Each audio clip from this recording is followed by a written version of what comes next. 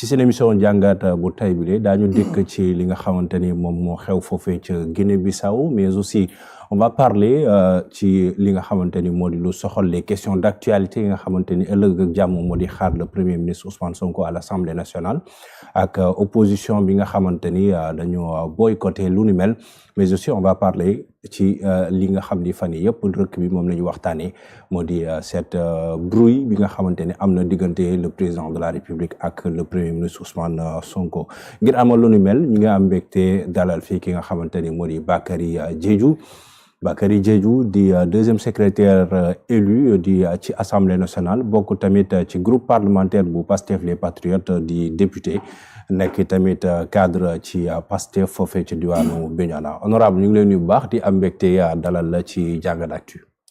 Merci beaucoup Mohamed, fay naa la di wax aussi am naa mbégte lool di dellu si ci BP Actu sama kër la xaw naa miin kër gi parce que xaw ma ñaata yoon laa fi ñëw effectivement mais saa yu ma fi ñëwee damay am mbégte lool parce que ni ngeen may dalalee wone na ni kii da ngeen di bëgg souvent may ñëw sëkk waxtaan bi ak yéen di profité nuyoo le grand Charles nga xamante ne aussi kenn du ko présenté tey ci la chaîne médiatique boo nee Charles Faye ñëpp xam nañ ko parce qu'il a fait les beaux jours de la grande émission Jakaarlo donc bu nekkee tey un de vos collaborateurs fidèles fii dañuy am jot bu rafet ni ki saa yu ñu ñëwee souvent daf ñuy dalal sonal ma tuuti mais ça vaut la peine quoi mais c'est un grand déserteur quoi parce que moom mooy retarder l'émission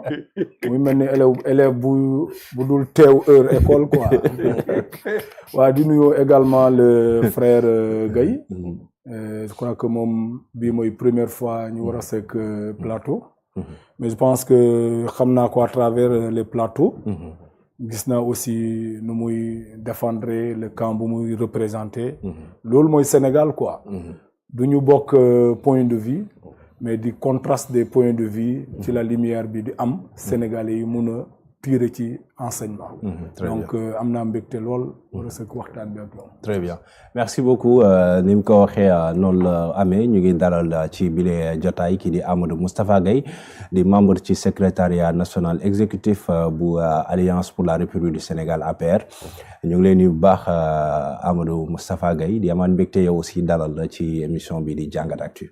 Voilà jërëjëf Mohamed maa ngi am mbégte aussi pour la deuxième fois effectivement ñi ñëw fii ci BP Actu ci seen invitation di am mbégte aussi di fi dajeek comme ni ko ñeneen ñi wax rafetloo rek Charles nga xam ne véritablement ñëpp xam na ko ci réew mi ci taxawaayam ci professionnalisme am mbettuma nag parce que fii dama muy ñëwee bu ma gisee ni ñu fonkee làmb xam naa ni au-delà des apparences xam naa ni ku ancré nga ku bëgg le sport national nga voilà loolu vraiment dañ koy rafetlu bu baax a baax et donc ça ne me surprend pas ma ñëw fekk la fi très bien di nuyu aussi sama naataango nga xam ne moom laa jàkkaarloo di honorable Diédhiou léegi rek ci toogaay jataay ma mbokk feeñ ne suñu diggante au-delà de l'adversité. Très bien. Et je pense que waxtaan bi ñuy waxtaan dana doon waxtaan boo xam ne dana jëriñ askan bi. di la remercier aussi bu baax a baax. Très bien jërëjëf ñu ngi leen di remercier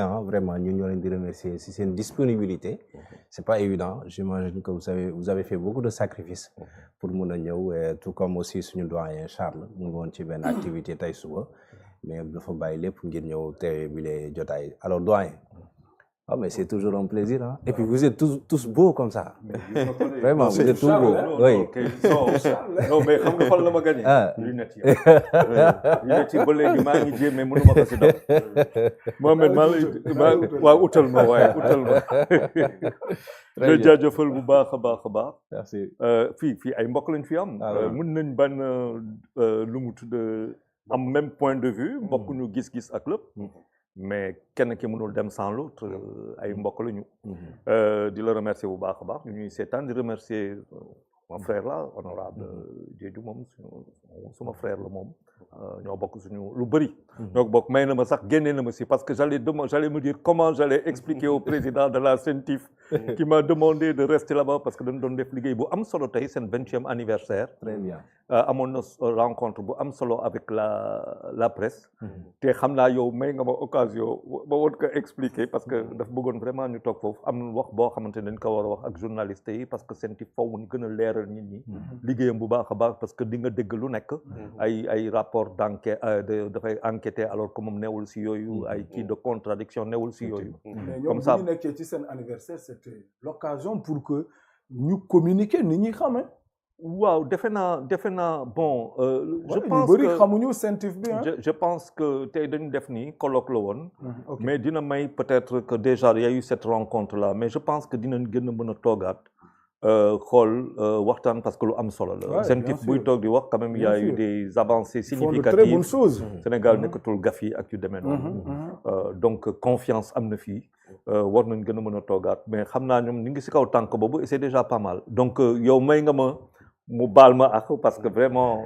ah bon mën nga jël pour expliquer. ah yaa ma ne daw naa foofu ñëw fii parce que j'avais donné quand même ma parole à Mohamed et il fallait que ma ñëw di remercier aussi mon frère Guèye avec qui j'ai eu l'occasion de faire déjà feneen plateau defe naa jàkkaarloo la woon di ne amuñu Guèye amuñu dara lu dul lamb ñu ñoo ko moom mun nañ ko jaay tout mon rêve xam nga lan la de la même manière que ñu am sañ sol kimono di dugg a saal te de la même manière que wala la ñu war a jàngal ñuy tàkk cérémonial ak rituel ngemb mu nekk suñu kimono bopp buñ ko teganee suñu kimono ni mentalement mu jox lu ne leen dañ xam lan mooy lamb jërëjëf en tout cas. Très bien.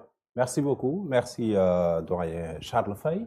Et pour démarrer particulièrement, doyen, Bougonam, sa lecture sur ce qui s'est passé en Guinée-Bissau. Démb dañu dégg ni am na ay sox yu ñu fa dégg di ay bal yu fa tàkk. Par la suite, on a vu cette déclaration du président sortant, Oumar Sissoko Embalo, mu yëgle que ni y a eu un coup d'État et que l'armée a pris le contrôle du pays. Ce matin même, le général Horta Ntam est investi et que par la suite aussi li ñu xam ne mooy que ni moom dañ koy fay teg ngir transition boo xamante ni ci benn at lay am foofee ca dëkk ba ñu bëgg na am sa lecture sur ce qui s'est passé foofee ca Guinée-Bissau. waaw xam nga lundi passé rek. dem naa beneen plateau la woon ñu ngi si doon waxtaan. ak njàpp maa ngi koy nuyoo ma koy ne. lu ma gisee mbir bi di dem nii ak avancée significative yi si premier décompte en faveur de Fernando Diaz ma ragaloon ñaawlu que peut-être que dinañ am loo xamante ne du demee moom lu mu ko bëggee woon ak lu ko peuple bi bëggee woon lu xew Guinée lu grave la quand même il y a 800 et quelques mille de Guinéens 840 000 xaw ma 60 000 Guinéens yoo xamante ne pour la première fois depuis des années ñu dem ci vote def ko le plus tranquillement possible pare ci vote di xaar résultat yi ñu confisquer seen doxalin ñii ànd voté ñii wala ñii ànd voté ñu confisquer loolu defe naa la Guinée ne pouvait pas espérer pire coup de poignard à la démocratie en construction lu dul lii mais léegi su ma gis-gis mooy lu ñu togg la aw ma si preuve aw ma si firnde mais lu togg la te bu ñu xoolee bu baax am na ay daje yoo xamante ne ñu ngi ko doon annoncé après kii y a ay daje avec les hautes sommités des armées. Oui. On a même annoncé un autre général boo xamante ne bokkul Guinée bu fa ñëwoon. daje boobu nit ñi wax nañ ko fii. Et il paraît que le président sortant il a reçu les généraux le mardi. daf leen voilà il les a reçus. ñu toog waxtaan seen biir. donc man affaire boobu jaaxaluma parce que dafa amoon finalité. Finalité bi mooy que gis nañ ko tey.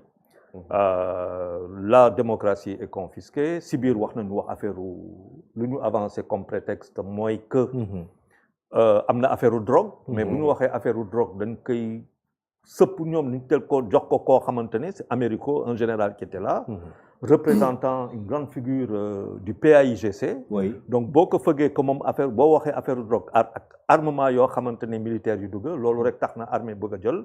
loolu mooy justification bi mais boo waxee drogue rek wax nga leneen.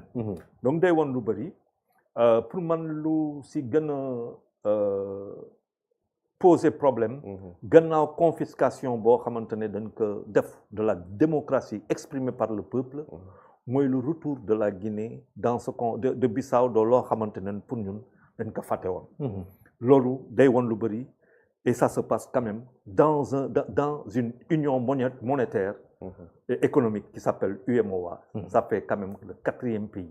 boo xamante ne sur 8 le 4e pays bu plongé.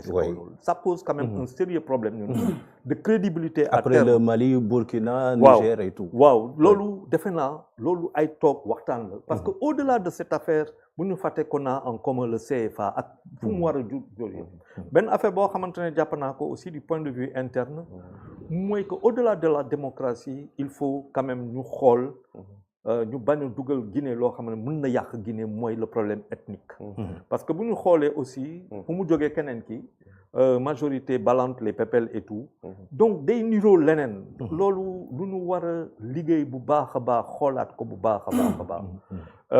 et c'est ça qui me fait peur mooy que au-delà de cette affaire-là ñu war a yóbbu réew boobu feneen il faut espérer que très rapidement.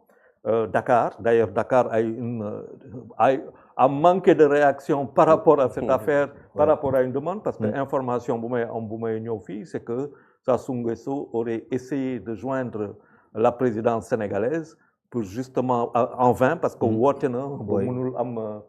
c'est un papier de Confidentiel Afrique. Je fais une grande confiance à mon frère Ismaël Aïdara.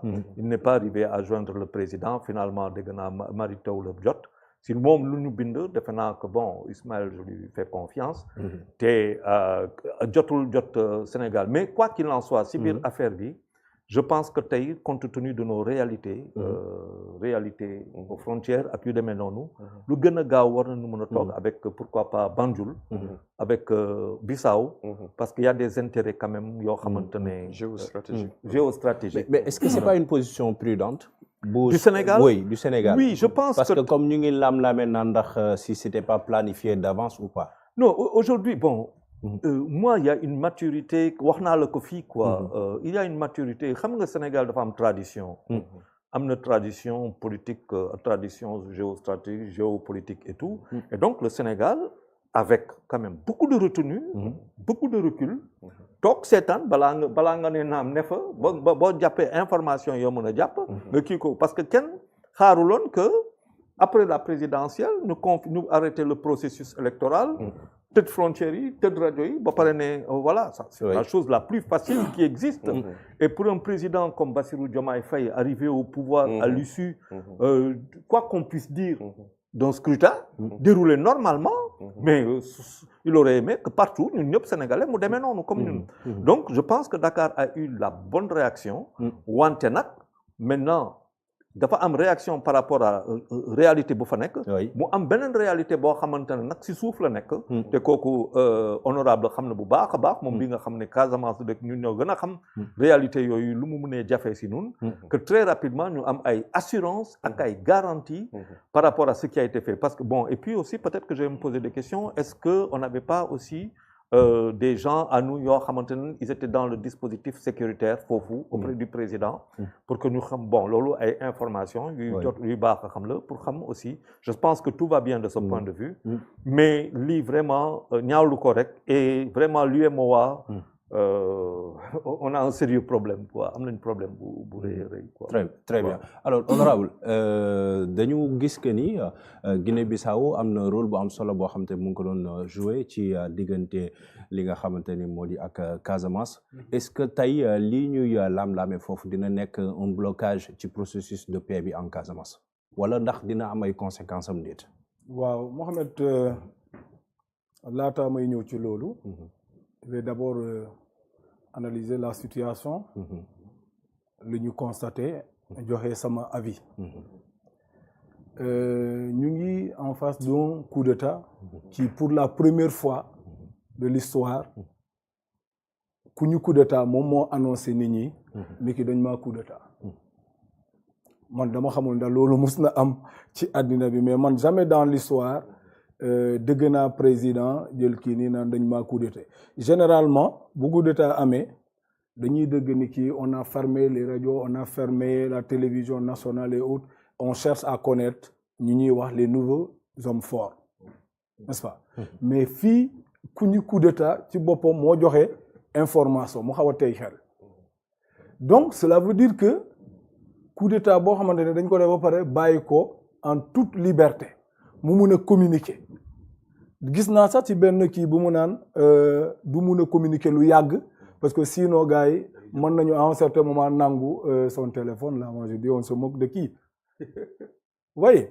donc Charles wax na ko il y a les éléments yow mi sax wax nga ko il y a des éléments yi nga xamante ne avant coup d'état bi amoon na moom dafa doon recevoir n'est-ce pas des généraux en plein moment de campagne je crois électorale et même la veille de la proclamation des résultats bi nit ñi doon wax ni ki Diaz avait voilà la majorité dans la plupart des régions n'est-ce pas mu ngi doon recevoir des gens à quelle fin je pense que bu dee une armée républicaine dañu dugg ci ce jeu-là être reçu ou pas la conséquence mooy aujourd'hui lii xew na mais nit ñi lan la ñu mën a analyser logiquement dañuy wax ni ki waxtaan bi ci nu mu tuddee ci Embalo sëkk ak waa armée parce que dafa war a dem gagné nañ ko buggul vraiment bàyyi le pouvoir il fallait mu trouver ñu ngi ko war a léguer te le nouvel homme fort là mais il a tellement de titres autour de Embalo donc c'est tey na xel donc cela veut dire que ñoom dañu waxtaan pour confisquer la volonté populaire le vote des Guinéens de Bissau-Guinéens Embalo da ko confisquer jox ko armée ce qu'il faut déplorer parce que démocratie du lu ñu war a salfaañee comme on le veut na xam ni kii askan Guinée Bissau jox na ko li nit mun a espérer lu gën a kawe ci dundam mooy président de la république soo demee ba population boobu askan boobu ne yow doyatooñu keneen moo ñu doy nga war leen vraiment delloo ñu que respecter seen volonté et lii du gulet Embalo n'est pas à son premier coup d'essai 2023 bi gars yi gagné élection législative bi l'opposition moo nekk majoritaire mais daf ci teg je crois 3 mois un semblable n'est-ce pas aussi de sorte de coup d'état bi amoon des tirs là yu mujjul fenn mu teg ci ñetti fan n'est-ce pas tas assemblée nationale bi bu fàtte ni ki Guinée-Bissau amul assemblée ci jamono bu ñuy wax nii donc essayé woon na ko mu jàll mu ñëwaat essayé waat ko ci présidentielle bi après bu mu toxalee présidentielle bi mayee boppam 1 an supplémentaire oui il a retardé l'élection présidentielle mais et sans la participation du PAIGC oui gis nga cet homme là nu mu fooyee démocratie bissau-guinéenne c'est une démocratie émergente Embalo lu ñu doon xaar ci moom mu gën a dëgëral démocratie bissau-guinéenne mais nekkul ni vraiment pour moom mu ñëw gën ko salfaañe c'est un regret énorme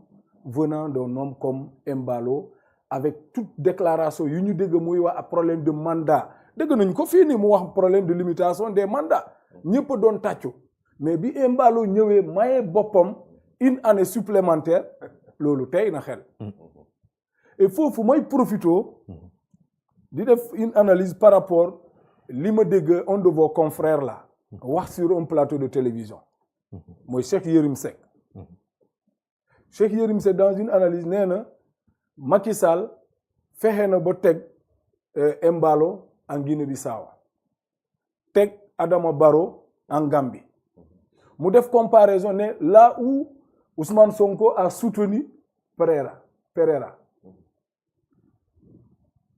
mais man je pense que lii c'est une analyse extrêmement dangereuse donc Gambiens yi du ñoom ñoo tànn Adama Barrow Bissau Guinée du ñoom ñoo tànn Embalo mais Macky Sall d'après Yérim Seck Macky Sall moo leen teg foofu donc ces gens-là ils étaient là-bas mais donc la légitimité populaire Adama Barrow par exemple et là ce problème-là boo demee Gambie parce que ñoom ils ont la représentation di naan Macky Sall moo ko fa teg analyse yooyu la Yérim Seck teg sur la table et sans que yéen a ngi wax position bi Sénégal war a am par rapport li xew Guinée-Bissau ñu war ci mandu dinañ ci mandu waaye mais aussi la Guinée est un pays stratégique mi nga xamante ne ñoom ñoo bokk frontière mais ma dellu si waat tuuti sax bu ne Embalo Macky Sall moo ko tegal Guinée-Bissau ci jamono bii nii war na génn aussi wax nit ñi ni ki Macky Sall moo ko conseillé pour mu def lu xew ni achar moo ko fa teg la wax donc lii bu xewee bu Embalo tey def confiscation de la volonté populaire le même Yérim Seck war naa wax ni ki Embalo a reçu les conseils de son maître. Mais il ouvre les hostilités là. Ah non non c'est une analyse lucide hein. C'est une analyse lucide non boo nee diw man maa ko fa teg. C'est-à-dire yow yaa nekk son conseiller. waaw mais xam nga fii waruñu bañ. waaw je ne fais pas des accusations mais je demande à Cheikh Yérim de préciser. waaw ni ki peut-être c'est Macky Sall aussi qui lui a conseillé. non dafa am xam nga Macky Sall moo teg Embalo à la tête de la Guinée. oui kooku wax ko gaañ la ñu ñun ak manquer respect. waaw suñuy mbokk. mais franchement. il manque de respect à la population. wax que ñoo Sénégal moo teg kii non Sénégal bu muy intervenir si wàllu Gambie je suis bien placé. si loolu parce que ñun dafa am loo xamante ne si liggéey information dañ si doon liggéey. dafa am benn journaliste fàtte naa turam Diatta la sant nekkoon IGFM dem Guinée. dem Casamance et bu mu demee Casamance il a fait une enquête sur la coupe du bois. kayit boobu génn IGFM kayit boobu bu mu génnee IGFM dañu teg quelque temps après kayit boobu def bruit bu dul jeex mu am benn conseil des ministres à l'issue de ce conseil des ministres l'État du Sénégal et l'armée pour la protection quand même de notre patrimoine forestier de notre forêt armée am lu mu def armée boobu nag liggéey bu mu def boobu moo empêché lu bëri si wàllu liggéey loo xamante ni ñu doon traverser pour voter loolu amoon solo trop pour Yaya Jammeh loolu la amul loolu changé ba à l'époque ñun ñu gis loolu anticiper si kaw loolu liggéey ne bakaba faaw nga dem du donc bu ñu ne que Macky Sall moo ko teg foofu de par contre le Sénégal a contribué à la paix en Gambie loolu mooy loolu ñëpp xam loolu mooy dëgg loolu mooy dëgg non je veux pas être avec Cheikh Yérim c'est un frère à moi de toute façon mais xam nga comme da nga ne Charles on ne peut pas ne pas manquer mais xam naa foofu nga dugal ca moi je suis un patriote waaw bu amee koo xamante ne dafa toog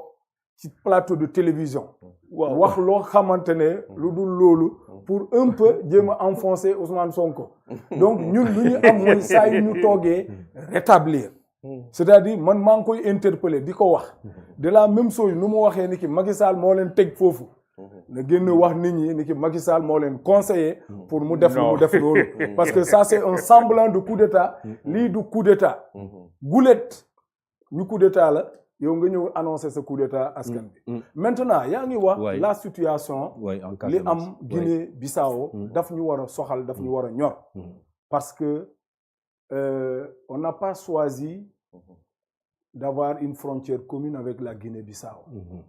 On est né comme ça, on dit que vous êtes frontalier à la Guinée-Bissau. Et dans nos représentations psychologiques, on dit quand la case de Birama brûle, ton voisin, daf la war a ñor. Donc nga war a am aptitude pour jouer un rôle d'apaisement. Tey lii am na.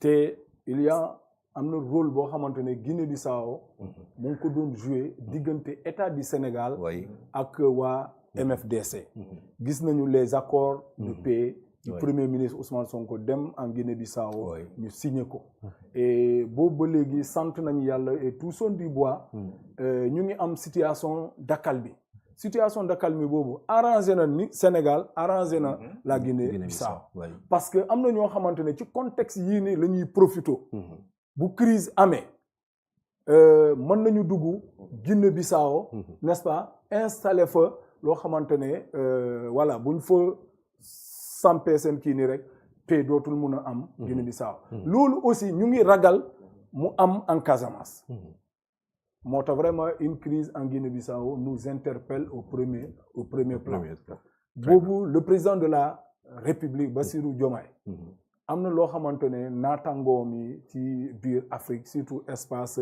CEDEAO am nañu yaakaar lool ci moom très bien ñu ngi xaar mu jouer un rôle pour qu'il y ait apaisement très bien mais en tout cas di am déception bu mag ci gars yi nu ñu defee seen campagne électorale malgré le fait que am na ñoo xamante ne Mballo liggéey na pour exclure leen mooy le candidat bu muy wax ni Ousmane Sonko da ko soutenir mais en réalité il a fait le poids parce que dafa bootu ci ginnaaw kii ni jàppale ko ba Diaz ñëw war a gagner élection bi ñu fokkati ko encore seen loxo jox ko militaires yi. Très bien. Et loolu ça ne fait que retarder encore la Guinée-Bissau. On ne sait pas pourquoi. Très bien. Alors Amadou Moustapha Gaye léegi suma doyen Charles Faye mu ngi fàttali taxawaay aussi bi nga xamante ni moom la si les pays de l'UEMOA waroon a am parce que dañu gis ni lii xew dafa am ci contexte bu mu amee déjà le Sénégal am na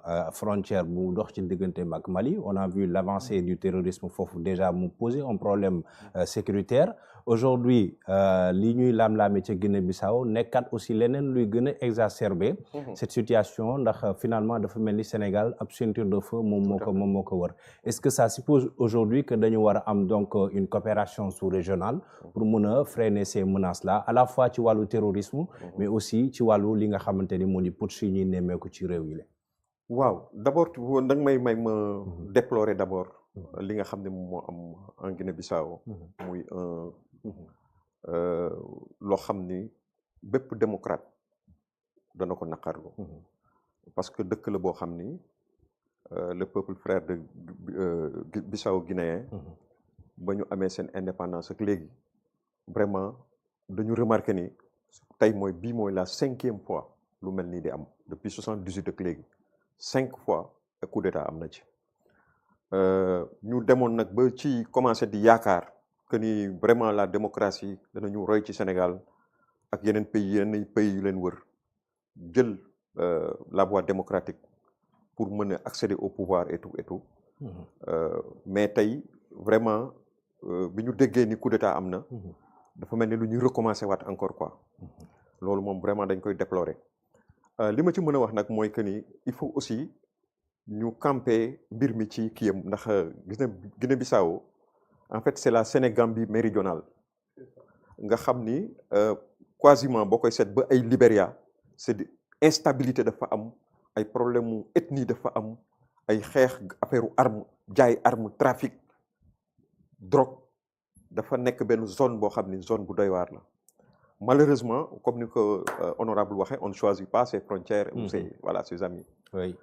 Nous sommes coincés entre deux pays yoo xam ni bu ci nekk dañ ci war a prêter attention parce que suñu benn région dafa nekk seen diggante muy Casamance te it mu am lu nga xam ni dafa juddu depuis 82 ñu koy gis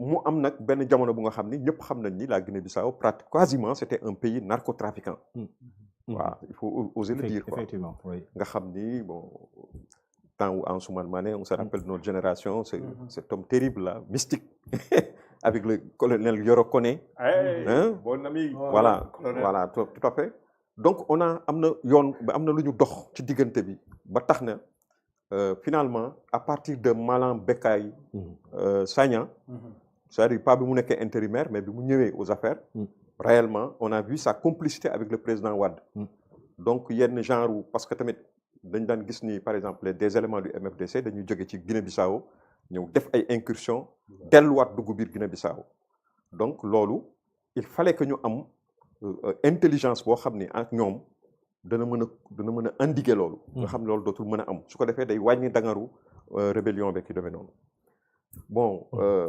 noonu rek laa jàppee cette continuité. Oui. boo xam ne moo am boobaak léegi on a vu que la Guinée-Bissau a coopéré avec le Sénégal véritablement avec tous les dirigeants sénégalais qui se sont succédés à la tête de cet État. Bon, vous me direz que comment dirais-je Sissoko, Oui. Mballo Sissoko. Oui.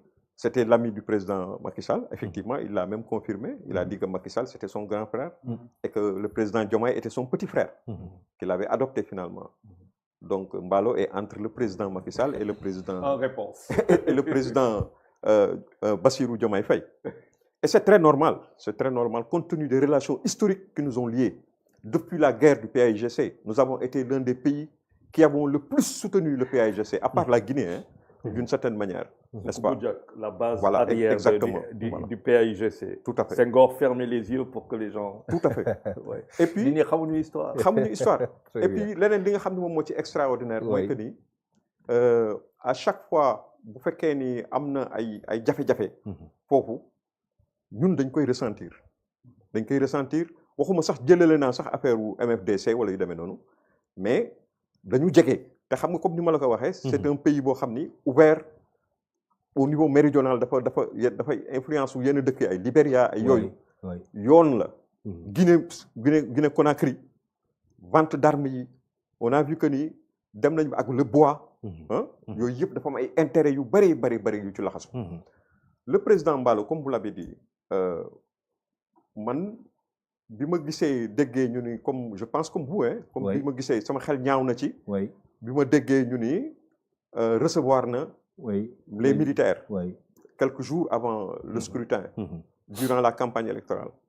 Ensuite, les arguments même avancés par les putschistes qui disent qu'aujourd'hui le pays est menacé parce qu'il y a des armes de guerre. Non, et il y a une intention de déstabiliser le pays. Donc quand un président est en place et qu'on cherche à déstabiliser le pays, ce n'est pas le président qui est reprochable. Ça vient d'ailleurs. Normalement, ça doit venir d'ailleurs. Donc pour moi, en tant que Sénégalais, parce que moi je pense que dans cette analyse, nous devons mettre en avant notre pays, le Sénégal. Bu ñu ko jël def ko affaire par parloo ay chapelle ay Sonko kii la àndal wala Macky Sall kii la àndal wala kale déedéet Sonko a essayé de comment dirais-je Mballo a essayé d'arrondir les angles entre Sonko et truc on se rappelle du sommet bu mu ñëwee fii King Fahd donc c'est tous des frères yoo xam ni des relations les lii nañ ko jàppee noonu et quand vous dites que effectivement Macky Sall am na lu mu def ci dëgëral ko c'est très normal parce que leadership bu Macky Sall ak expérience bi mu am président Macky Sall bi mu am pendant très longtemps nekk ministre de l'intérieur du Sénégal nekk premier ministre du Sénégal nekk président assemblée nekk président de la République Mballo fekk ko ci pouvoir am il a joué un rôle de grand frère il l'a encadré n'est-ce pas parce que intérêt Sénégal moom moo ci laxasu n'est-ce pas te bu doon beneen président aussi je suis absolument certain que noonu lay demee d'autre part par exemple su fekkee tey aujourd'hui le président Diomaye je comprends pourquoi il n'est pas impliqué de go comme ça tëb rek dugg ci il n'est pas expérimenté pour le faire il n'a pas la carrure il n'a pas l'expérience pour le faire lu ko bett la lu bees la amagul dëgër laay bi ka am dëgër laay bi tey on l'a vu c'est Alassane Dramane Ouattara qui vient d'envoyer un avion pour atterrir à Bissau. Sur demande de Sassou Nguesso. Justement, sur demande de Sassou Nguesso. Sassou a essayé de trouver le président Diomaye, il n'y est pas parvenu, n'est-ce pas? Mais xam na ni kële mën na ko def mu dem foofu donc affaire yi. affaire du maanaam du sax télé wala dara mais affaire expérience la ak loo xam ne miin nga ko wala miinuloo ko. mais celui qu'on avait désigné pour mu jéem arrondir les angles au niveau de l'espace CEDEAO. Moi, le président Bassirou Diomaye. Pour la médiation. Non, pour la médiation. Les pays de l'AES. Mais justement, par rapport à cette médiation, il est passé complètement à côté. Il n'a pas réussi à le faire. Non. Quels sont les résultats? Non, dafa fait que les militaires se sont braqués. Lui, quand il allait, il savait nettement que d'avance il y a toujours une explication. Il y a toujours une explication. Ce n'est pas la question de Diomaye qui pose problème. Voilà. Non, moi je pense que, bon, d'abord le président Diomaye, autour de lui, il y a quand même des éminences grises, parmi lesquelles des généraux. Parmi lesquels des généraux. et je pense que attitude bu mu jël bu fekkente ne après tout ça day metti pour président Diomaye Faye et pour n'importe quel autre président parce qu'il n'y a pas que lui qui n'a pas pris peut-être que d'autres ont parce qu'il se dit que Mballo jéem na jot ñu bëri jotu leen mais dafay metti nga nangul kenn koo xamante ne dafa confisquer loo xamante ne mooy démocratie populaire nga nangul ko pour mu ñëw fii day mel na complicité am na si gannaaw loolu te loolu kii te loolu président Bassirou mënul nangul loolu parce que faaw que tam ñu wax tuuti ak suñuy mbokk yi ñu xam lu bëri parce que tey réew bi dafa am ñoo xamante ne seen 35 ans motul xamuñu suñu histoire Guinée-Bissau bu muy jël indépendance 1974 balaa muy jël indépendance Amilcar Cabral daa doon wàcc Sénégal daa doon wàcc Sénégal je l'ai vu man je l'ai vu de mes yeux oui de mes yeux plateau la doon wàcc absolument xam nañ ko bu baax maa ngi jëloon seen kii bi sax exactement daa doon wàcc Sénégal même pas d'origine Bissau il est d'origine cap-verdienne bu muy wàcc Sénégal faaw que nit ñi xam ne que jamono yooyu buy metti pour les indépendantistes de la Guinée seen repli buy metti c'était à Essouboudjak tout à fait et les premières mines du Sénégal antique foofu nga leen di fekk ce n'est même pas le fait c'est le fait d'abord de bu ñu doon wàcc avec des médecins qui venaient de Cuba, avec des noms guinéens. On n'a jamais vu autant de blancs avec des noms africains. Et Senghor demandait à ce qu'on ferme les yeux pour le repli des Guinéens. Bon, pareil, il y a des Cubains pour nous faire mieux. Sénégal, nous avons dit moment yoo xamantene Guinéens mënuñu xeex contre Portugais parce que xaalis parce que munitions. Tout à fait. C'était avec son ami Houphouët-Boigny le ñu doon def pour jàppale xeexu Guinée-Bissau pour l'indépendance de la même manière que Senghor l'a fait. Tout à fait. Avec Sékou Touré. De la même manière que Senghor l'a fait pour Nelson Mandela, qu'il a vu. La SWAPO ici. Et voilà, donc on a une tradition. Ça veut dire que ce que le président Diomaye, donc le Sénégal a toujours été proche, Abdoulaye Wade, on a beaucoup de respect pour nos frères guinéens, mais à un moment, le Sénégal soutenir l'effort du gouvernement guinéen dans la fonction publique. Tout à fait. Mais le président Diomaye, lu ma gën a jàpp man wax dëgg yàlla mooy que lu mu demee nii day yomb trop kooku ñëw nii nga nekk complice parce que faaw nga yónni un message très fort aussi de solidarité et de soutien à la volonté populaire des Guinéens dont le vote a été confisqué. Et ça, defe naa il a bien fait. Parce que nag yenn yi affaire wuyu la. man awma si preuve. voilà man loolu la awma si preuve mais nag foofu la bëggoon ñëw quoi affaire wuyu la. ñaaw na trop. léegi nag lan le président Bassirou Diomaye Faye ça veut dire il y a quand même une fermeté qu'il va falloir quand même maintenant pour plusieurs raisons sécuritaires, drogue.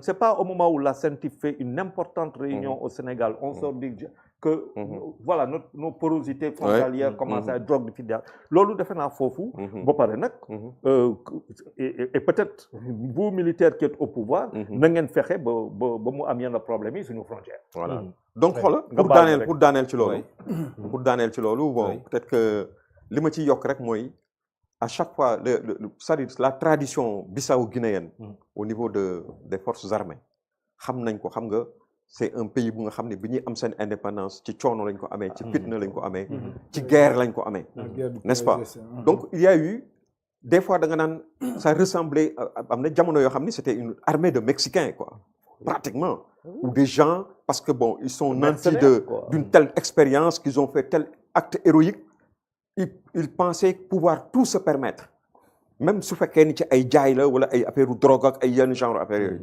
donc à chaque fois que l'armée mi ngi téye nguur gi foofu au niveau de la Guinée-Bissau nit ñi dañu war a tiit n'est-ce pas surtout ñun donc enjeu yi ci nekk yëpp moo tax ma wax loolu fi mu nekk nag on ne sait pas on ne fait que des analyses ci dans le truc ci tàng bi la ñuy waxee rek li ñu xalaat ñoo bokk li ñuy xalaat ci ni am na loo xam ni tey na xel mais attendons de voir les développements parce que dara du umpe ci réew mi ndegam ka nekk ma jàmbal ma nekk ca France mooy toog ne avion wàcc na léegi ci aéroport Bissau pour ñëw exfiltrer Mballo nga xam ni dëkk dara du umpale ci jamono ju ñu nekk nii quoi véritablement en tout cas war nañu jóg taxaw on doit être très vigilant même si on doit être prudent on doit pas s'immiscer des choses qui ne nous regardent pas à l'interne, mais par rapport à nos frontières, aujourd'hui, il est absolument certain, comme nous l'avons dit, à l'est, comme au sud, véritablement, ñaari côté yépp war nañ ci prêter attention bu baax pour la stabilité de notre pays. Très bien. Ñu ngi delluwaat di nuyu ñëpp ñi ñuy topp ci bile jotaay.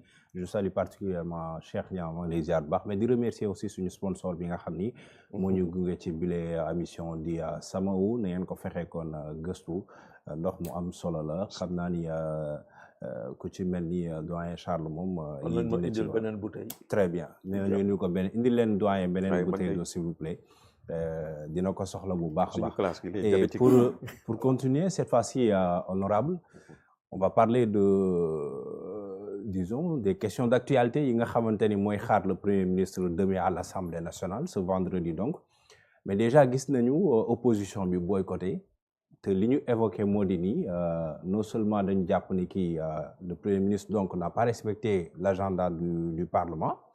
ñaareel bi aussi tamit mooy que ni ñoom dañu jàpp ni contexte bu mu ñëwee c'est pour non seulement régler des problèmes internes yoo xamante ni ci seen parti Pastef la amee pour ainsi donc mën a transformer l'hémicycle benn tribune politique ñetteel bi aussi tamit bokk na ci mooy question yi dispatching bi nee nañu ñoom niñ ko defee daanaka ànduñu ci ba moo tax ñuy boycotter boobu leen jotaay luy sa jàngat ci li nga xamante ni moo di ñëw ko premier ministre foofu ci Assemblée nationale ci contexte bi ñu toll et surtout le boycott de l'opposition. waaw Mohamed man maa ngi rafetlu cet exercice de vitalité de notre démocratie parce que l'exécutif et le législatif dañu war a di waxtaan pour intérêt askan bi loolu moo tax ci constitution wax nañ ko ci règlement intérieur également assemblée wax nañu ni ki exécutif ak législatif dañu war a di waxtaan pour la pour réeroo bañ a am waxtaan pour la pour sénégalais yi xam li nga xamante ne loolu moo xew ci diir ñetti weer yi parce que les questions d'actualité c'est des questions qui ne dépassent pas les 3 mois. Oui.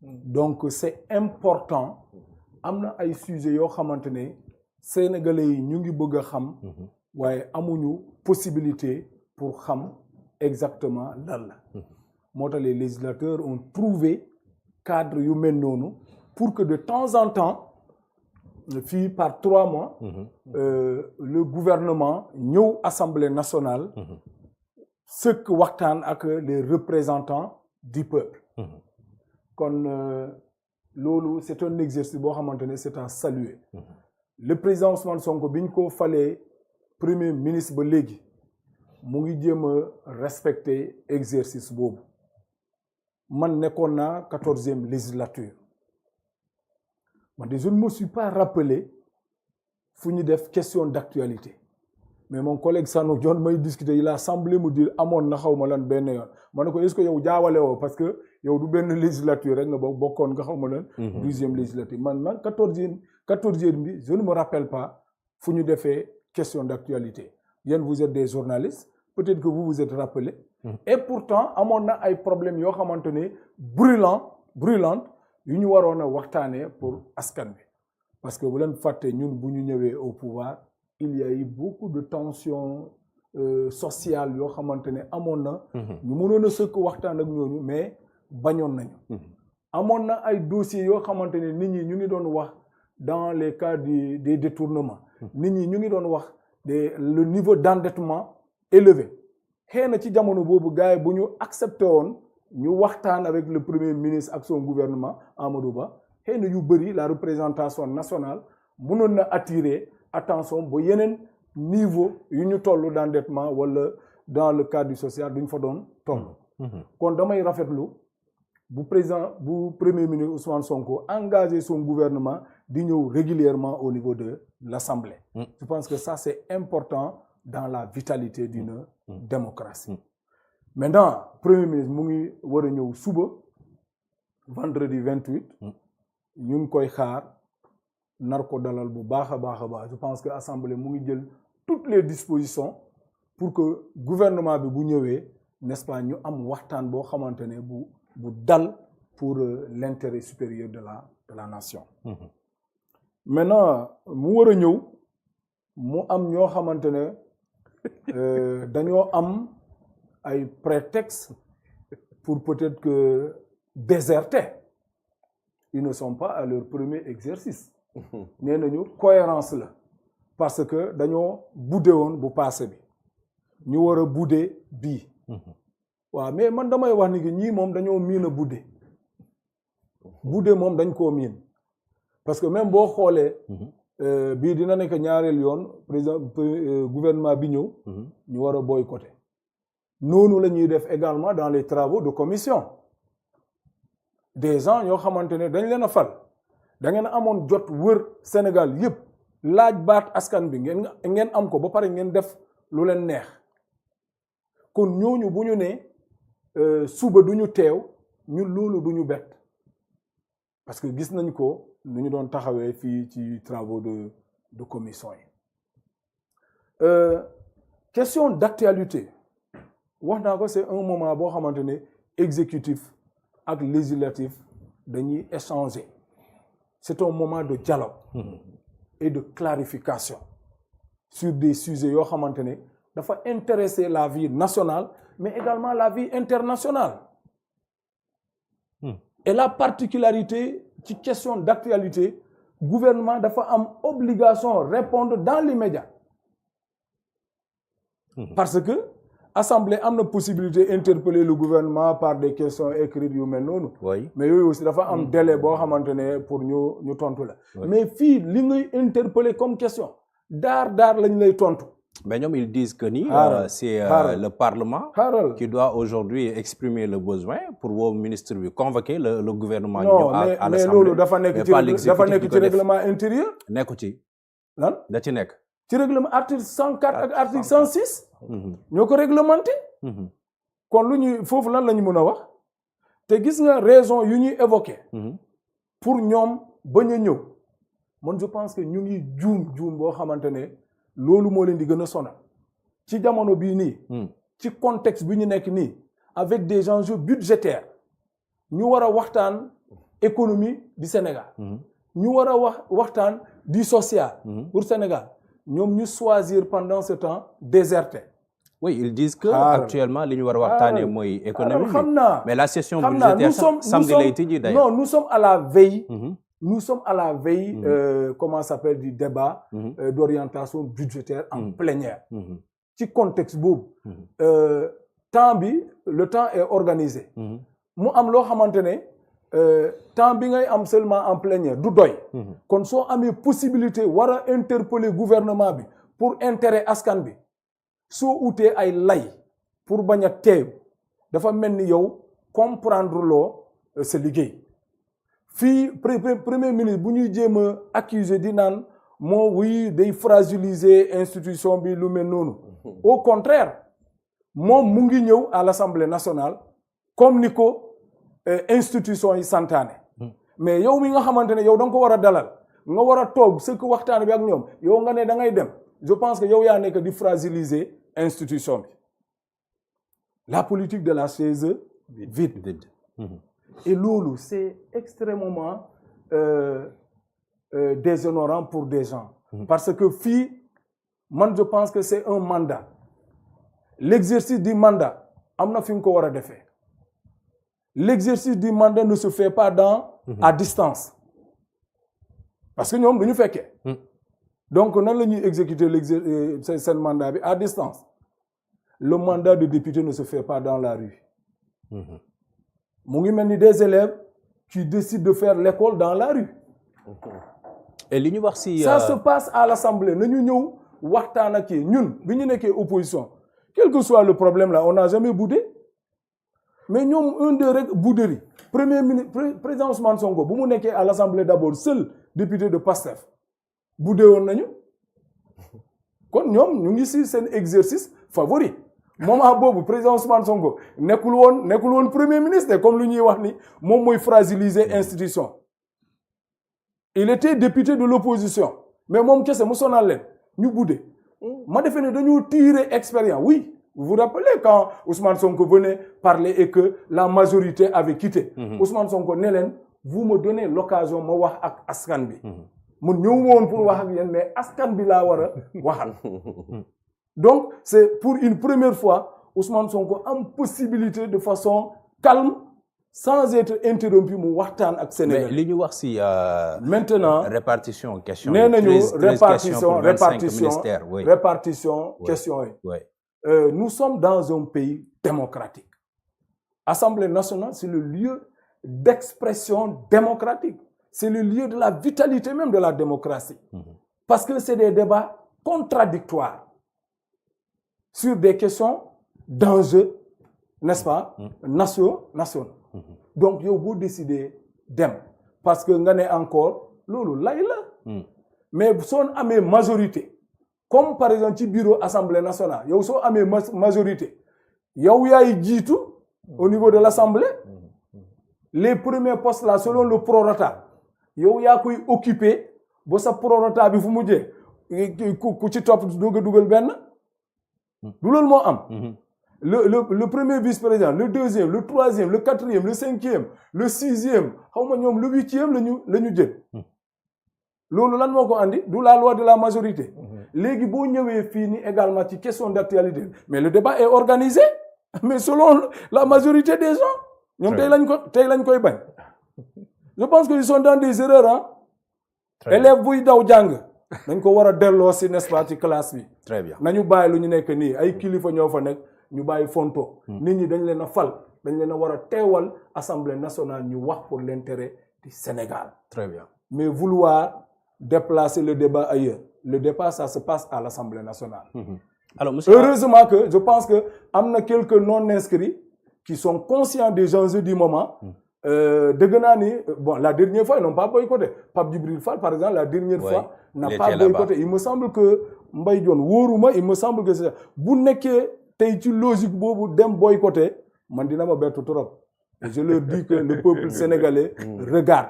Ñan ñoo nekk di leen teewal ñan ñoo nekk vraiment di exécuter seen mandat convenablement. Très bien. Alors doyen Moustapha Gueye, on va parler au Sénégal. Oui, vous y serez inchallah. Doyen Moustapha Gueye, est-ce que c'est vraiment le moment pour que opposition bi boycotter li nga xam ne moo di question d'actualité yi? Bon, c'est pas le moment. Vous demandez si c'est le moment. Je dis que on a commencé à observer ce boycott depuis combien de temps? Léegi ëpp na 7 mois. Depuis 7 mois, à chaque fois que le Premier ministre vient à l'Assemblée nationale, systématiquement, on boycotte sa venue à l'Assemblée nationale. Mais on ne boycotte pas les ministres de la République qui viennent. Ñu leen di interroger ci lu jëm ci seen li ñu yor li leen Sénégal dénk. Et ça dit là que le problème c'est avec le PM. Effectivement, lépp loo gis lu yëngu rek la ko yëngal ko ëpp doole. Su fekkee ni loolu dafa am, c'est parce que am na ay causes yu tax loolu am. C'est pas ex nihilo que nit ñi tëb rek parce que bon ils ne l'aiment pas wala ils veulent pas le voir que la ñu tëb jël boobu décision dañ ko dékku gis am comportement bu nga xam ne am na ko envers l'opposition les députés qui représentent le peuple sénégalais une frange de députés même su fekkee dañu nekk ci opposition mu leen di manquer de respect Sénégal yëpp teg ci xam nga wax ji dafa neex xam nga lu tax mu neex parce que sénégalais yi ñu ngi ñuy xool ñu ngi ñuy déglu ils sont témoins comme ñun de l'effet amoon. C'est lui qui a commencé à chaque fois bu ñëwee ñu gis ni dafay taxaw di leen ŋàññ di leen wax naka su dul noonu di leen manquer sax même de respect à des députés du peuple sénégalais di leen taxer de voleurs ay yenn députés yi di wax mu naan leen yow xaaral sa tour mi ngi ñëw nangam ak nangam ak nangam ah am nga dossier nangam kërëng et cetera.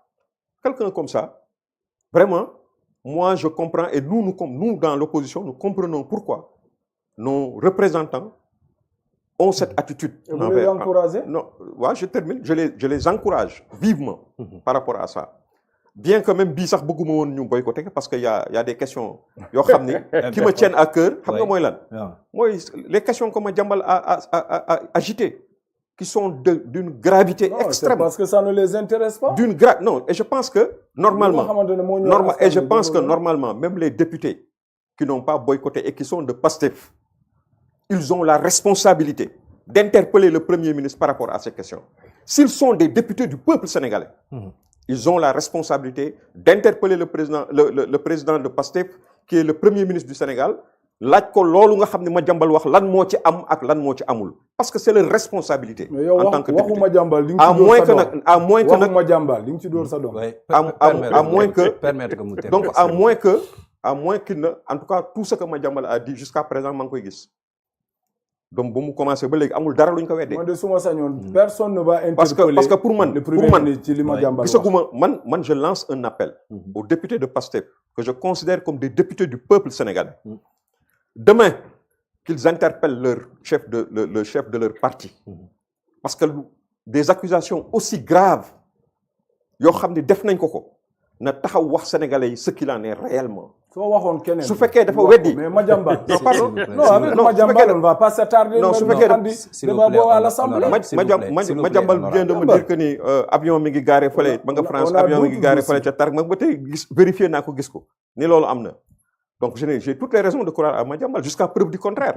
Je ne dis pas que li mu wax am na bien sûr je ne le dis pas mais dama ni la responsabilité du Premier ministre aujourd'hui face à ces accusations gravissimes c'est de dire au peuple sénégalais lan moo ci am ak lan moo ci amul et même le président de la République est interpellé par rapport à ça parce que c'est lui moom la ñu jox suñu baat c'est le président de la République du Sénégal ëllëg ak si biir bu ñuy natt kenn du natt Premier ministre tu peux en avoir une dizaine su la neexee le président en a eu 7 xaw ma 8 donc loolu chaque mercredi mën na ko dégommer mais moom en tant que président de la République yu mel noonu bu fekkee wax nañ ko ci réew mi l'État du Sénégal war na édifier le peuple sénégalais lan moo ci am qu'est-ce qui est vrai qu'est-ce qui n'est pas vrai ñu xam donc su ma continuer ci lancer boobu loolu moo tax raison yooyu moo tax pour marquer le coup comme c'est une assemblée monocorde boo xam ni il y a une majorité écrasante de PASTEF 130 députés sur 165 le temps de parole qu'on accorde aux députés de l'opposition gis ngeen ko ay temps yu tuuti la ñoom wax nañ ko kaas nañ ko et tout bon bien sûr je comprends qu'ils sont dans la continuité ils sont dans la continuité la rupture dont ils parlaient man je pensais que ñoom bu ñu ñëwee mais sur des questions démocratiques sur des questions d'expression démocratique nga xam ne nit ñi dañuy ñëw taxaw waxal seen askan et tout nit ñi danañ leen yaatal xam ni foofu ña fa nekk ñëpp ku ci nekk réewum Sénégal nga fa taxawal mais quand vous me dites que ni ñoom defuñu seen liggéey dañuy déserter wala dañuy absenter mais moi je vois quelqu'un comme Thierno pour citer l'exemple de Thierno Alassane Sall qui est en train de parcourir le pays qui est parti extramuros pour vérifier certaines choses yoo nga xam ni c'est des responsabilités yu nga xam ni peuple sénégalais moo ko jox pour mu vérifier l'action du gouvernement. Sauf que le moment où il avait vraiment l'occasion pour mën a confronter le DG de l'ASER en commission il n'était pas là. xam nga Thierno Alassane Sall son travail ce qu'il fait ku xam Thierno Alassane Sall je ne suis pas du même parti que lui mais man bu ma gisee lu baax fu ma ko mën a gisee dama naan lii lu baax la. Thierno Alassane Sall c'est un homme boo xam ni de principe boo xam ni bu xasee ba ŋànk dara du ko bàyyi su fekkee ne jugé na ni lii soxlawul muy ñëw dafa war a dem defi leneen je pense que day dem defi leneen du ñëw rek parce que dafa war a nangam am na lu nga xam ne bu ñoree ci lañ koy exploiter mais bu ñoragul am na lu mu war piste yu mu war a topp aujourd'hui topp na leen ci village yi ñu waxoon ni dañ koy électrifier yëpp amul ci benn village boo xam ni waxuma la ñoom dañu bind ni électrifier nañ ko amul sax benn poto lampe bu fa nekk. Il l'a dit.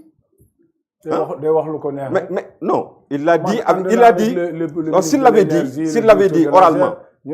S'il l'avait dit oralement, ñu mën a wax day wax lu ko neex. Mais voilà, sur place, filmer avec le témoignage des populations. Mais amoon na possibilité boobu wax ko keroog dans l'Assemblée. C'est comme l'affaire des 8 millions, des 8 milliards. Possibilité jàkkaarloo ministre de l'énergie. Le matin, il était là-bas, heure bi jot. mu jël bagage am dem.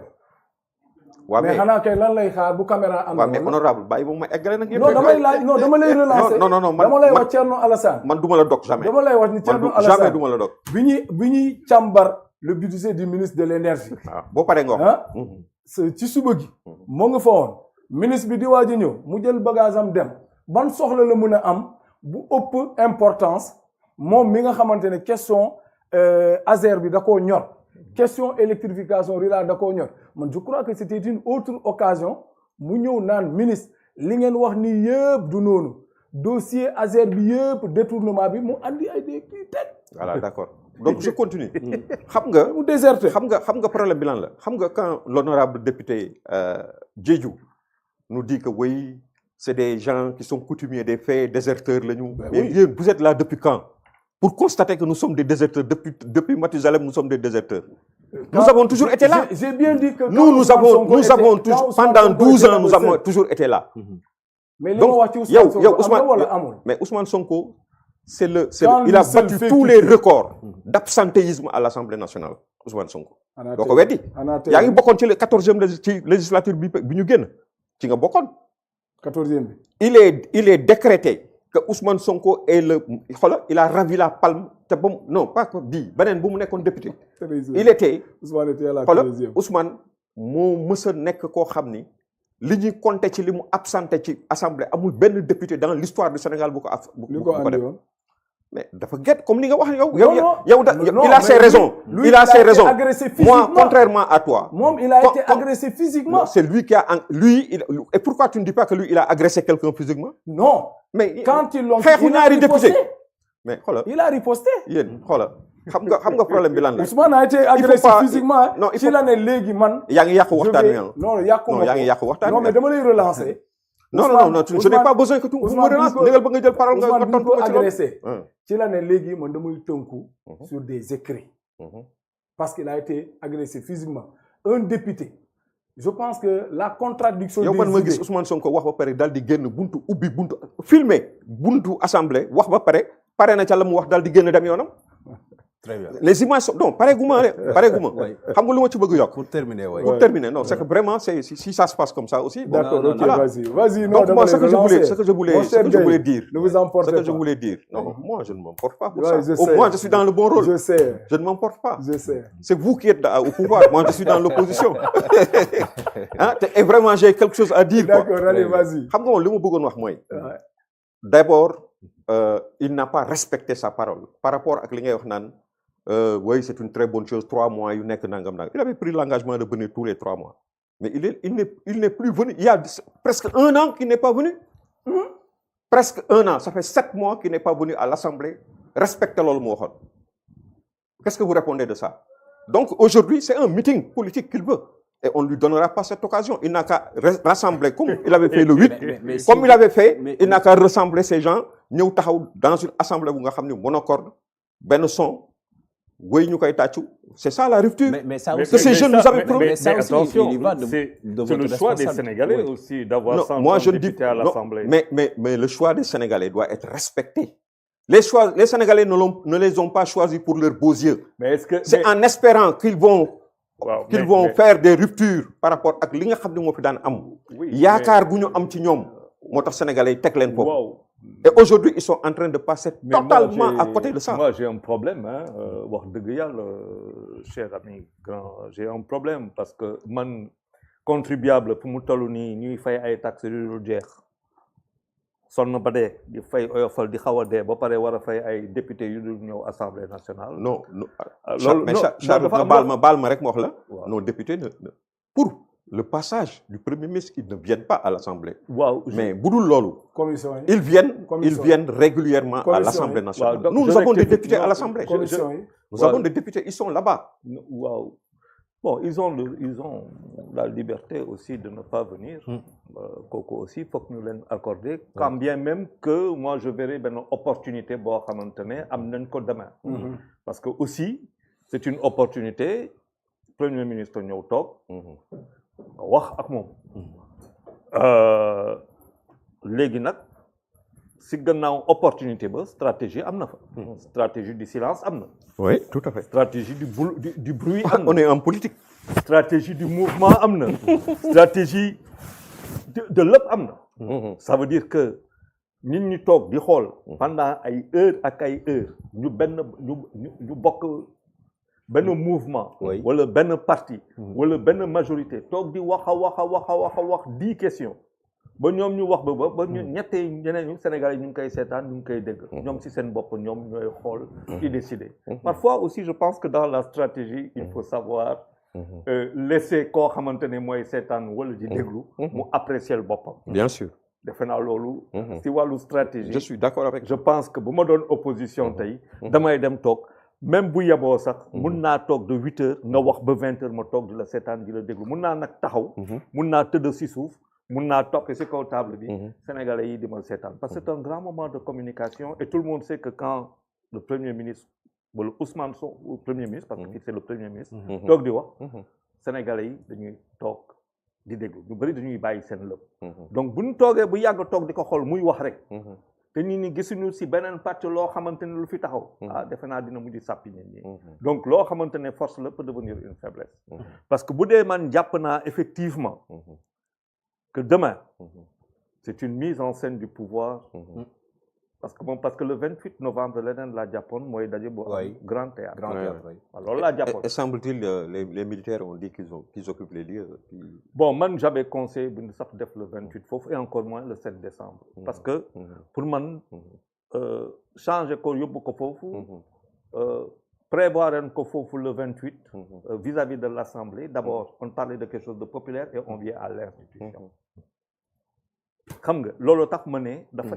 opposition parfois aussi dans le radicalisme ou la radicalité du ñu régler yenn problème bi xam nga il y a des lectures qui sont assez fines parce que man mun naa jàpp que demain on est dans une mise en scène du pouvoir ça veut dire c'est institutionnel en attendant la mise en scène du peuple le 7 décembre donc demain bu ñëwee il faut ce qu'il faut c'est des questions man pour man moo am solo est-ce que qu'il va venir message codé la fay wax est-ce qu'il y aura c'est tout le gouvernement est-ce que c'est un discours ferme bu dee message codé la kan moom kon message codé yooyu bu dee discours ferme la fermeté par rapport à qui et par rapport à quoi il y a de quoi se poser cette question non c'est pour cela que je dis que l'opposition aurait pu par sa présence même bu dee opportunité wax amul mais nit ñi dinañ gis est-ce que foofu est-ce que dina am ay pic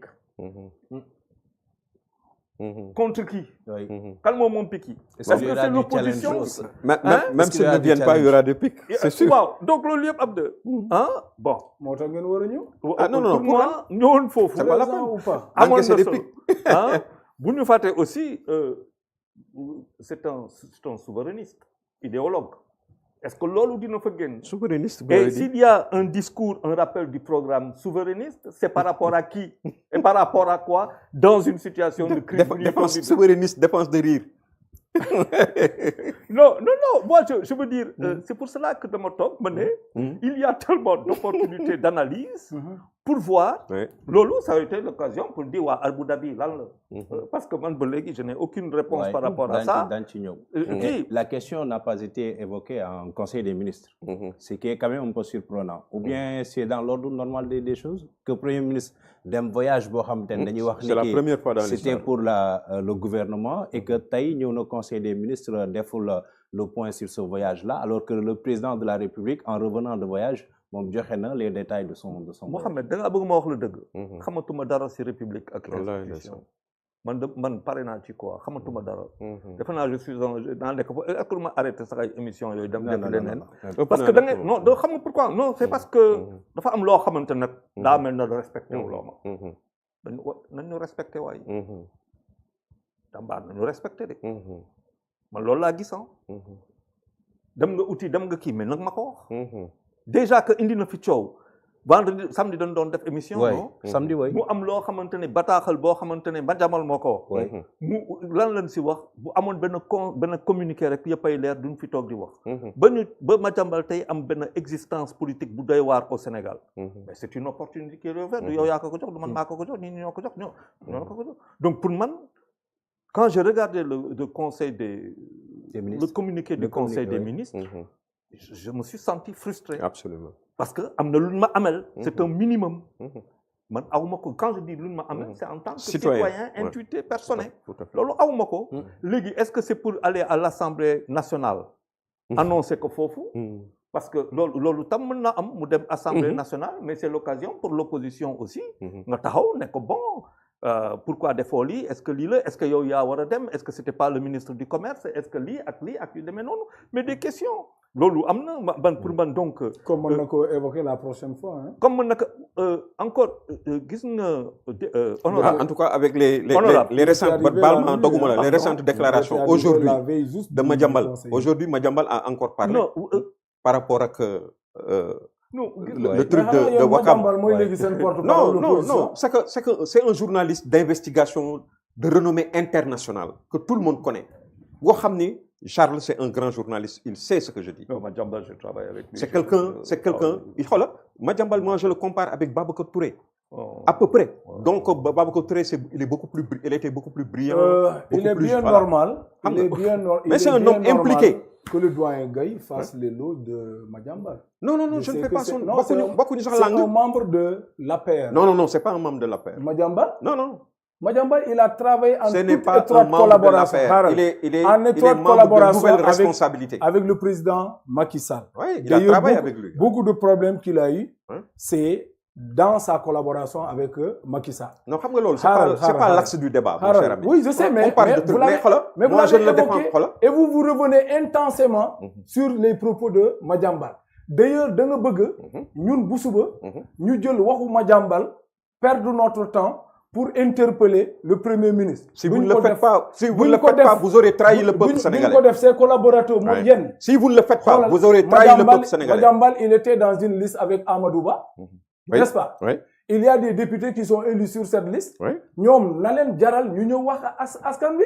Mais quand ils ne le font pas, nga bëgg ñun ñu jël mais xanaa doo leen député Sénégal. Non. Vous êtes député de qui? Les questions que l'on va. Vous êtes député de qui? Attendez, les questions que l'on va interpeller le gouvernement. C'est des questions qui intéressent les Sénégalais. Lu tax nga bëgg ñun ñu nekk seen porte-parole duñ ko def. On ne sera pas les porte-parole de Madiambal. Vous parlez de rupture. Je prends acte. Après moi, non, Charles a déjà son temps de parole. Non, bàyyi ko mu terminer. Non, bàyyi ma eggali Mohamed. Non, honorable. Non, Charles. Balaa ma fàtte après ñu dem sur un autre point. Ouais, allez. Je rebondis. Non, vous avez parlé de rupture. Nee na ñun on n'est pas dans la rupture. Je te dis, seen dernier boycott bi. Ñun dañu demoon sax ba wàññi suñu temps de parole pour may leen ko. waaw yokk leen ko nag. gën leen ci góorgóorlu. Et ils ont boudé malgré tout ça. Oui. Alors que nous on aurait pu dire prorata bi moo ñu may lii nii. laaj ko sa gars yi dañu na may. je crois deux questions. deux kii. ñu may leen ko ils ont rallongé la liste même. Donc tu vois que loolu c'est quand même. man fu ma d'accord ak honorable wax dëgg yàlla. fu ma d'accord ak yow. mooy présence ba du feneen fu dul assemblée nationale. La responsabilité républicaine ne s'exerce pas à distance. La responsabilité d'un parlementaire ne s'exerce pas dans la rue. Nous n'allons pas être complices d'un cirque. Oui, mais nous n'allons pas être complices d'un cirque. Là où j'ai mais quand il dit que nous, c'est parce que le président Sonko veut faire un meeting. Non, il va faire un meeting. On verra. Qui ont donné des sensations de vertige. On verra demain. On verra demain. Honorable et cher doyen Gaye. D'accord. Vraiment. Démb rek la ñu jógee ci terrain meeting bi. Gars yi xaw a miir. Parce que li ñu mobilisé. Mais s'il vous plaît. Donc on n'a pas besoin de faire de l'Assemblée nationale. Vous êtes trop gentil quand même. Vous êtes trop gentil. Et puis gis naa seen sañse bi nu mu rafetee. waaw non kii c'est mon parent ça c'est mon ami c'est mon parent. donc ñu may doyen mu daaneel après ñu ñëw incha allah. pourquoi ma d'accord ak maître kii honorable Diédhiou. wax bi foofu la. pour député yi. du feneen. donte sax awma kaddu bu may wax mais foofu la. du feneen. parce que dafa am loo xam ne sénégalais yi ñoo ko décider seen bopp sénégalais yi ñoo bëggoon mu am 130 députés Pastef. Assemblée nationale. Donc c'est le choix des Sénégalais qu'il faut respecter. De la même manière que le Premier ministre doit respecter le choix de la minorité. Moi que ay Sénégalais aussi ñoo leen fa yóbbu. Voilà. Donc tontu bi am na à leurs interpellations. waaw à leurs interpellations léegi nag comme foofu selon ring la te ring boo munti gis da ngay jox ku jël ku parce que politique. Ils veulent donner et ne pas recevoir. waaw c'est ça leur problème. non loolu nangul naa la wax dëgg yàlla.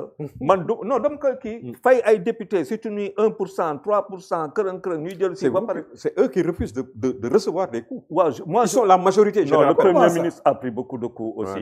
il faut quand même. non c'est des coups qu'il mérite. waaw donc d'accord et en retour ce que vous recevez vous ne méritez pas ça.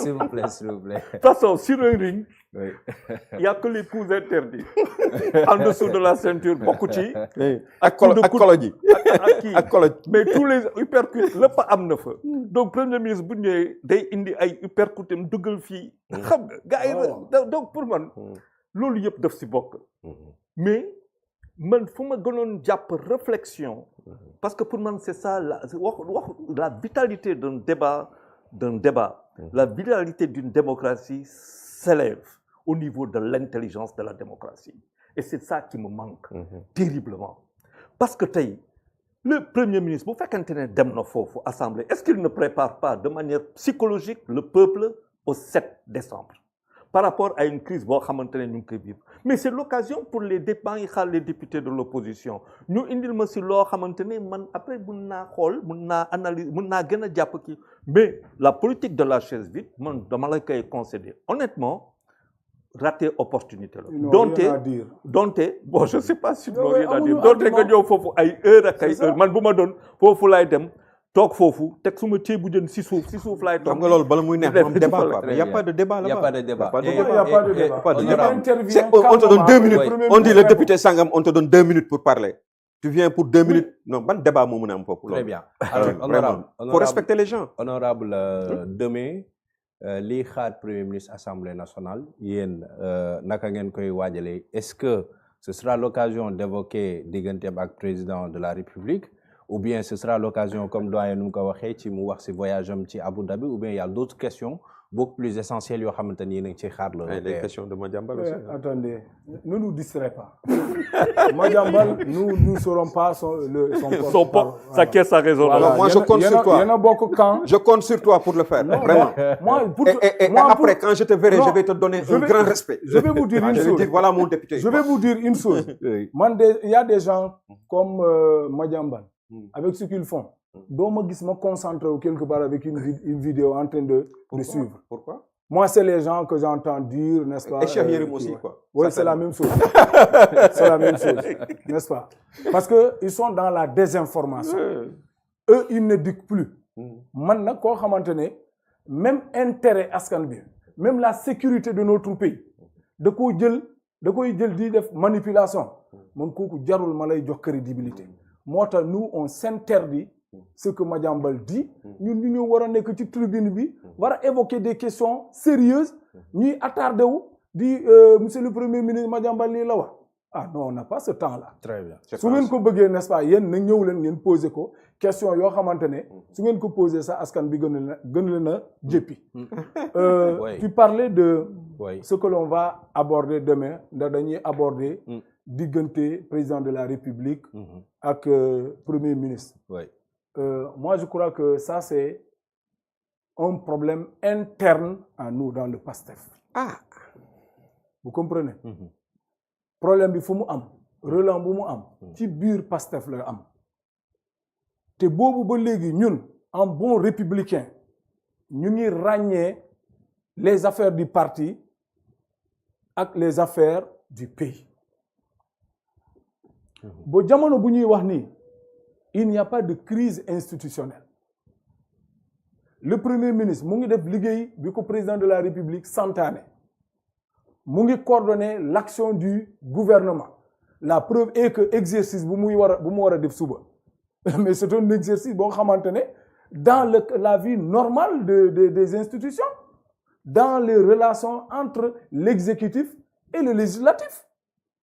Su fekkente ne par exemple dañoo gis arrêt des choses, c'est le moment là où nous on va se dire que non, attention, il ne faut pas que affaire parti bi prennent le dessus sur le pays. Nous, c'est la patrie avant le parti. Contrairement ñoom ñi ne woon le parti état. Oui, le parti état am na nu mu tekki. Ah déet mënu nekk la patrie avant le parti nag. Il ne faut pas donner un autre goût. ñoom ñoo fi waxoon la patrie avant le parti.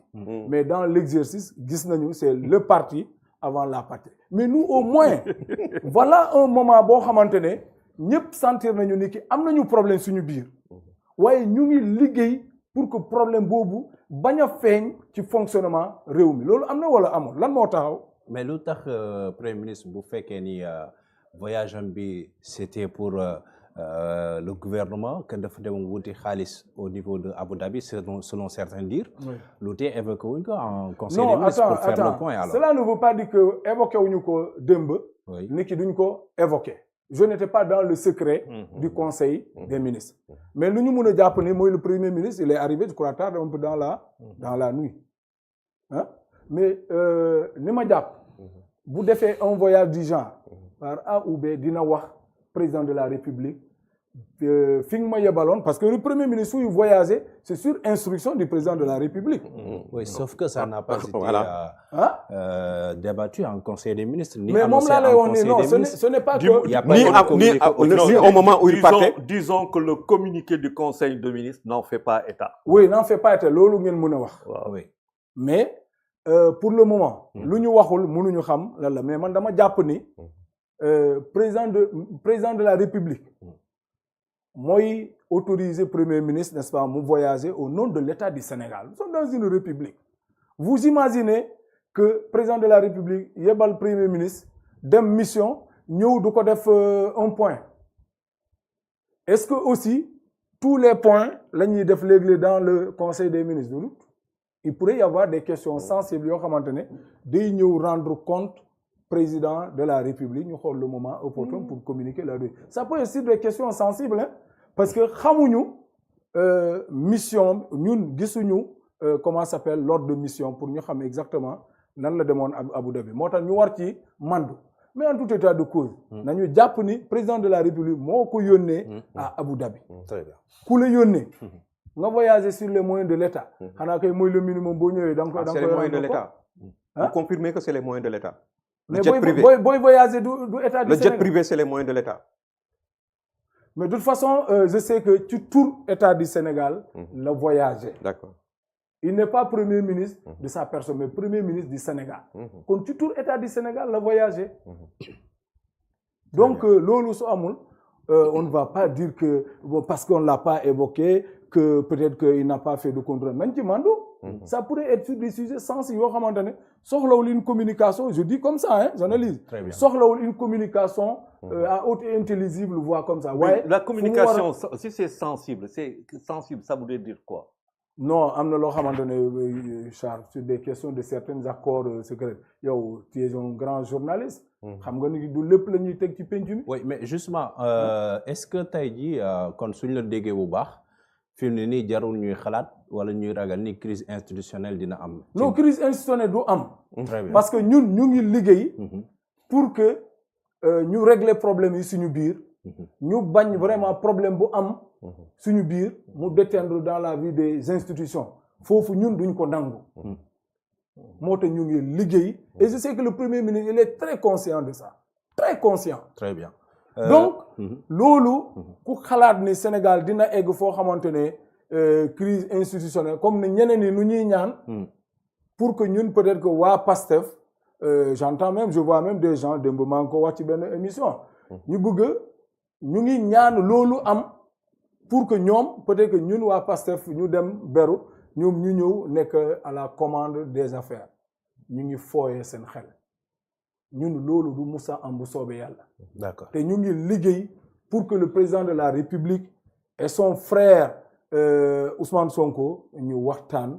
pour que déggoo am suñu biir parce que ñun suñu intérêt mooy nañu ànd mettre en œuvre lu nga xamante ne loolu la ñu digge woon askan bi wóoluñu joxuñu seen baat. loolu lu ñu ciy liggéey. quel que soit le problème on fait la part des choses. Très bien Amadou Saba Gaye faut-il craindre une crise institutionnelle ci li ñuy wax nii. mais il y a une crise institutionnelle effectivement nga xam nga boo tëddee ci naaj. à quel niveau pardon ñun la naaj waa ngi nii.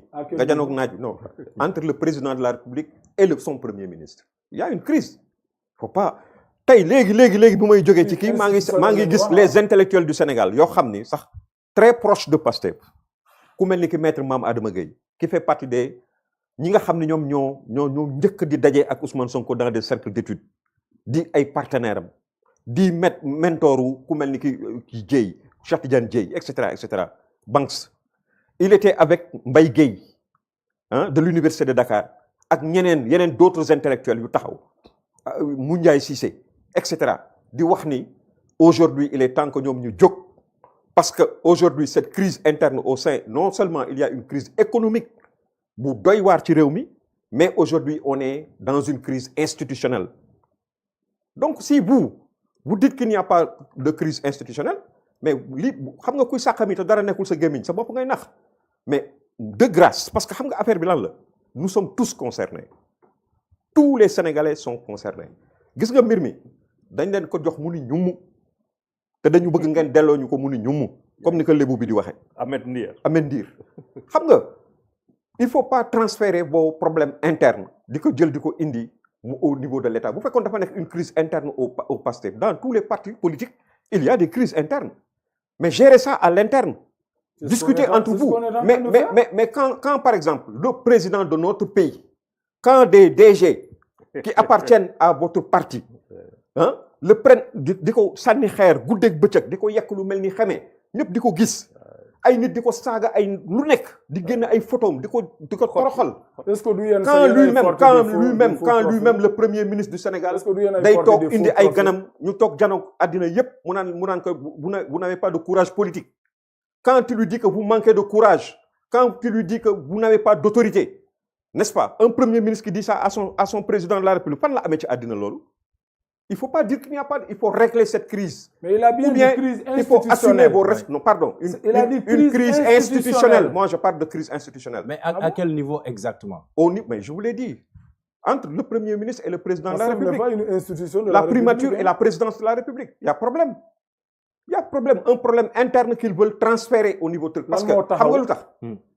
Parce que quand l'autorité suprême xam nga yow yaa ngi wax léegi nii par exemple bi muy dem c'est pas bi muy dem avant muy dem normalement xam nga li ma lay wax conseil des ministres normalement si dañu ñoo yónni Sénégal moo yónni premier ministre am wala président mu dem bërëb sàngam bu ñuy dem dañu war a am respect wu ni ñu kat le premier ministre va aller à tel lieu telle date ba sàngam diggante date sàngam ba date sàngam dana absenté wu dana dem bërëb sàngam voyage ñu xam ni Sénégal yëpp xam ni kii ñoo ko yónni il est parti pour nous le Sénégal mais il est parti en catimini mon Dieu de bon sang il est parti en catimini si ce n'était pas Madiambal duñ ko xam dana dem ba dellu si kenn du ko xam parce que 2 jours 3 jours la n'est-ce pas ci aéroport militaire la demee. mais dans la vie de l'État bi mu ñëwee aussi Charles yàgg nga ci Sénégal dugulet tu as vu les traditions yi nga xam ne ñoo amoon Sénégal même man dama ko doon bañ sax du temps de Macky Sall dama ko doon bañ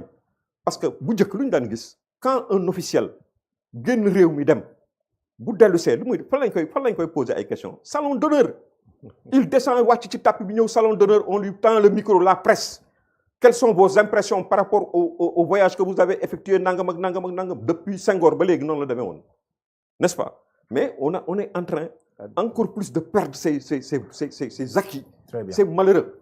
Aujourd'hui li nga xam ne moom moo am mooy il n'est pas acceptable véritablement que vous placiez notre pays dans cette situation. Très bien. Ça c'est pas acceptable. La même... ku nga xam ni dafa daw taxaw di dingante ak ñun faluñu ko. Les Sénégalais ne l'ont pas élu. Les Sénégalais ont élu Bassirou Diomaye Faye comme président de la République. Il est son premier ministre.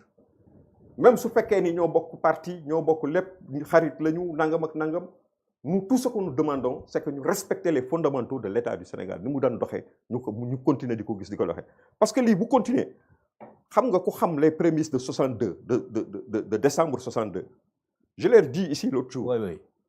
On se rappelle que ça va commencer le 16 novembre la commencé gars yi di rayante di nekk ci biir di muñalante ñu naan lii am na lii amul. waaw Obey Diop di reetaan Senghor ni nañ ko génne kii bañ et cetera dana am ak du am ba mu éclater. Très bien. Donc il faut vraiment nous éviter yi nga xam ne mooy am ci dëkk yu ndaw yi ngay dégg nii parce que le Sénégal c'est une grande démocratie. D'accord. Alors voilà. La même question, faut-il craindre une crise institutionnelle? Eh bien, s'il y a vraiment crise, comment maintenant la réparer? Juste je pense question bu ngay posé am na solo trop parce que pour man dépassé naa phase où am na crise amul crise defe naa phase boobu man dépassé naa ko bu dee léegi kan lay intervenir ak lu muy ñëwee la parce que faw ko ñun Sénégalais ñu pare maa ngi la ne sànq ñeenti réew si UEMOA dañ am problème seen réew coup d'état institution ñun ñu bokk ci UEMOA am problème financier amuñu problème ñu ngi am problème financier bu tar dette bi ba Côte d'Ivoire la ñuy dem ñoom ñu ñuy téye bu baax a baax les banques ivoiriennes donc on a un sérieux problème ci kaw loolu bu fekkante ne ñu ngi war dund loo xamante ne mooy crise au sommet de l'État te képp kuy sénégalais soxlul tey ñu lay expliquer crise bi dund nga ko avec les réseaux sociaux l'État du Sénégal est transparent quasiment si yenn posture yi ñëpp gis nañ ko man effectivement de plus en plus je me pose des questions léegi nag arrivé au premier ministre bi demain à l'Assemblée nationale am na lu mu mun tam won si biir assumation institutionnelle d'une gouvernance dem devant le truc loolu tam bu dee moom kelma te tout le gouvernement qui vient c'est peut-être aussi jaay sénégalais yi bu dee tam crise amoon na mu ngi suñu gannaaw léegi ñun dañuy ñëw loolu tam mun na nekk benn communication loolu tax ma ne faut que ñu interroger wu si les motivations de cette affaire-là surtout est-ce que il est grand temps defe naa que on a parlé de médiation bu fekkente ne médiation munoo si wax te amul crise donc amoon na crise def nañ médiation te médiation yooyu lan la waroon indi à mon sens mooy cessez-le-feu politique bon on a vu que ñenn ba léegi après ça s'est calmé un peu après nit ñi il recommence alors que cessez-le-feu politique boobu moo mën a indi crise bi dañ pour que ñu dem donc demain on peut avoir tout dépend de demain lan la fay wax loolu tax ma ne est-ce que ay message codé ngi foofu ay loolu yëpp demain moo ñuy mën a may ñu xam exactement est-ce que la crise elle est toujours là wala la crise est à conjuguer au Charles, passé. une question. Wow. Est-ce que c'est le lieu pour traiter cette affaire de crise à l'Assemblée nationale? Moi, j'ai deux lectures. C'est-à-dire une représentation très forte pour institutionnel, le pouvoir institutionnel. Kan moo ko yor? Le Premier ministre. Beneen affaire bi mooy le 7 décembre. Le pouvoir du peuple populaire. Man ñaar yooyu ñoo ma mën a tiital. Effectivement man tey question bi am na man loolu mooma comme awma si benn visibilité awma si benn information mais mënuma ko bañ a intégrer lu may xaar nag demain mooy doxalin bi le déroulé de la journée plus le discours qui sera tenu par le Premier ministre c'est plus dans le discours que dans les réponses par le discours dinañ xam effectivement est-ce que c'est une préparation psychologique parce que bu ñu fàtte que le 25 octobre le rendez-vous qui avait été donné par le Premier ministre pour le 8 dafa waxoon ñett yu am solo il y aura un avant le 8 mooy page ba fa lay taxaw fa lay jeex il y aura un 8 kooku mooy Sénégalais yëpp di ngeen si teg seen gët xamal maay kan et il y aura surtout un après le 8 c'est surtout après le 8 là dafa conforter à mon sens le président de la République qui a sorti à mon sens une doctrine d'occupation de terrain. Absolument. Quand j'ai vu ce qui s'est passé, c'est du Sun Tzu, ça veut dire c'est de la stratégie d'occupation de terrain par le silence et hautement militaire. Une autre question. Wow. Est-ce que plus le journaliste, Mohamed? Non, je suis analyste. Non, j'analyse. Non, mais moi j'ai mon mot à dire. On n'est pas des concurrents. On essaie de... Non, Est-ce que Charles, honnêtement, Charles, est-ce que vous pensez c'est l'initiative du président de la République ou c'est l'initiative de l'État du Sénégal? De quoi l'État, ça? avec ça, tout ce que ça comporte. Initiative par rapport à demain? Non, par rapport à la génn bi mu génn ak soldats yi. Mais c'est le chef suprême de l'armée.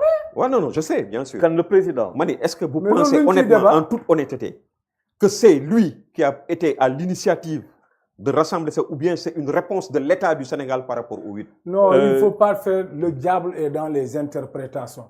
Le président de la République, c'est le chef suprême des armées.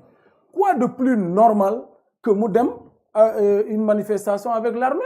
Ça n'a rien à voir. Attendez, ça c'est extrêmement sérieux. C'est une première. Il ne faut pas faire peur au Sénégal. C'est une première. Non, mais attention, c'était la première fois que l'armée du Sénégal C'est l'armée du Sénégal qui instaure Lan pour la ngeen bëgg a première fois. insinuer foofu. Non, la marche. Hey, Non. ça c'est ça veut des dire- questions, c'est des Non. questions sérieuses. Ouais, je suis- Il ne faut pas insinuer l'ENN. Non, je Le suis président d'accord de la avec- République, Je suis c'est le d'accord. chef suprême Je suis d'accord des avec. armées. Je suis d'accord avec. Attention, avec- vouloir donner une autre connotation. Donc c'est lui qui a pris l'initiative. Donc c'est lui qui a pris l'initiative. Je ne sais pas. Ah, voilà. Je ne sais pas, mais quand le président de la Il n'y a République, pas de question quand tabou. le président de la République, Il n'y a pas de question non, tabou. dem Oui. dem Réew à mi une ñoo ko kii bokk. de l'armée. Il n'y a Non, pas de et puis- question tabou. Non, non. Hein? Et puis, Pas non. de question tabou. Ouais. Et vous ne pouvez pas nous faire Mais peur. le président de la Nous posons les c'est vous questions qui êtes que en nous train voulons. de chercher à faire Ça, il peur. faut le dire. C'est vous qui voulez donner une autre connotation, Non, non. alors que c'est dans l'ordre normal. Très bien, mais honorable. bon, Maintenant, il faut- maintenant, Mohamed, Oui, vous comprenez. yaa ngi wax Oui. crise institutionnelle. Oui. Les mots ont leur sens, hein? Da nga ne crise, waxuloo crise sanitaire de. Da nga ne crise Non, institutionnelle. il a posé. Est-ce qu'on va Voilà. pas vers une crise Très bien. C'est institutionnelle? dans la vie des institutions. Man, quand on met le focus en analysant des problèmes entre deux frères de parti qui n'ont rien à voir avec le fonctionnement des institutions, je dis que c'est biaisé l'analyse. Xam nga fi ngay waxee peut-être que crise dafa am. Moi, par exemple, dafa ne sànq c'est la présidence de la République et la primature. Est-ce que boobu ba léegi le premier ministre censé mettre en œuvre le programme du gouvernement mu ngi koy def mu ngi koy dérouler wala nekkul di ko Mais def xaaral Ah. est-ce que l'agenda national de transformation Sénégal horizon 2050 ñu ngi koy wëyal ba léegi am déet est-ce que le plan La de stratégie de la redressement terre brûlée, c'est ce que économique vous êtes en train de et faire. social est-ce que ñu ngi koy Vous occupez le poste et vous ne. est-ce voilà. que ñu ngi koy S'il vous plaît, wëyal ba s'il vous léegi plaît. Il am m'a déet pris la parole là. est-ce que Je vais vous la rendre. oui, c'est parce que da ngeen ci yàgg. Est-ce que le Premier ministre, Oui. pour doter le plan de redressement économique et social, n'est pas en train d'assurer l'organisation pour que le plan boobu, n'est-ce pas, mun a dox pour le grand bonheur des Sénégalais. Le plan de redressement. On a appelé ici le forum Invest in Sénégal, n'est-ce pas? Le Premier ministre Que vous avez moo sabordé. dirigé les travaux.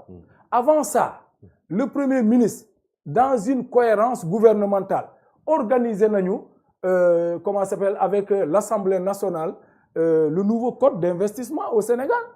Loolu yëpp du Premier ministre mu ngi def kenn tulaay kattan pour que lépp li nga xamante ne président de la République da ko koo dénk mu Waaw. liggéey pour que mu am Non, mu am ci ndam. mais honorable. Comment on va Non, aujourd'hui honorable, attention. analyser Honorable. des problèmes Ouais, mais de honorable. PASTEF et Ouais. penser que c'est des problèmes Non, institutionnels? attention, honorable. Ça veut dire que. Est-ce que vous avez vu un blocage quelque part? Non, mais bu honorable. amoon blocage ci la ñuy wax ni ki Mais il y a xoolal, un- Ouais, mais- je mais- vous pose une seule ouais, question. est-ce que je peux- Le directeur du port S'il vous n'a-t-il plaît. pas dit ici Ouais. que s'il Non. faut partir, il faut partir avec dignité. Vous êtes dans des déclarations. Partir, qu'est-ce qui doit partir? Mais est-ce que loolu Qui ça doit partir? Merci. est-ce que permettez- loolu freiné na Oui, la bon, vie? merci Je- beaucoup. je pense Permettez au que doyen. Vous La étiez dans question- une logique de démission. S'il vous plaît, Ouais, s'il vous je plaît. pense Démission que. où? De- Kenn du fi démissionné. vous étiez. Kenn du fi Ouais, démissionné. vous avez besoin de votre fromage. Non, Vous c'est-à-dire avez besoin de yéen a conserver bëgg- votre fromage. yéen a Et vous bëgg ne a def- démissionnerez pas. Je yéen a serai vous. bëgg a def loolu Défendre suñu ses maye. intérêts, dara nekku ci. yéen a bëgg a def loolu suñu maye non. l'idée de démission ñun kenn démissionné wul parce que lii ñun ñoo Mais nag ko vous moom. n'allez pas prendre notre pays Ma en ne- otage. ma ne Très bien. vous Ça, allez c'est pas souffrir acceptable. jusqu'en 2029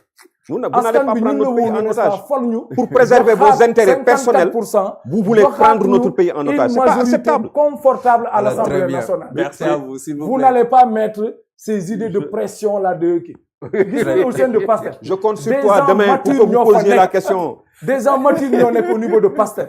Képp ku xalaat ni ki il y aura idée de démission et autres. Il y aura renversement de la D'accord. la peur, Démission, ce ne sera pas au niveau de PASTEF. démission de Mais déjà, vous avez Oui, échoué. doyen, s'il vous plaît. Déjà, vous avez Non, échoué sur toute la Oui, ligne. s'il vous plaît. Non, on n'a pas besoin de Vous votre allez démission pour attendre, constater vous ça. allez attendre S'il vous plaît. 2029 Monsieur Gaye, pour s'il vous- évaluer s'il ce vous que plaît, nous sommes.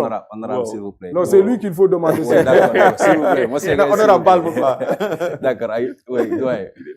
Terrible. Non, il est terrible. Oui, c'est bien, c'est la vitalité. oui, Et puis, vraiment. xam na kan la lay couper quoi, parce que day toog xool rek rek kii na C'est un enseignant. waaw mais dama ko kay nangul il a waaw defe naa question bu nga posé c'est une anticipation te munoo tam si situation mu talu ni tey nga def la politique de l'Autriche de l'Autriche nga jël Autriche jël sa bopp dugal ko ba pare ne bëgguma gis lu war a xew kooku on ne peut pas nous permettre cette affaire là surtout comme lu mu la ko waxee sànq situation bu nekk UEMOA loo xamante ne affaire bu 10 bu ñuy commencé di yëg si kaw le franc CFA parce que buñ si continuer fu mu ñuy yóbbu nit ñi faw ñu comprendre lu bëri donc dafa laaj tey moi pour man peut-être la sortie de demain du premier ministre à l'Assemblée mën na néeroo comme benn on resserre les rangs parce que bu demee Assemblée on resserre pourquoi mu ne mën na nekk tam loolu bu ñu fàtte que si biir gouvernement buy dem Assemblée am na kenn koo xamante ne dañ ko pointé woon du doigt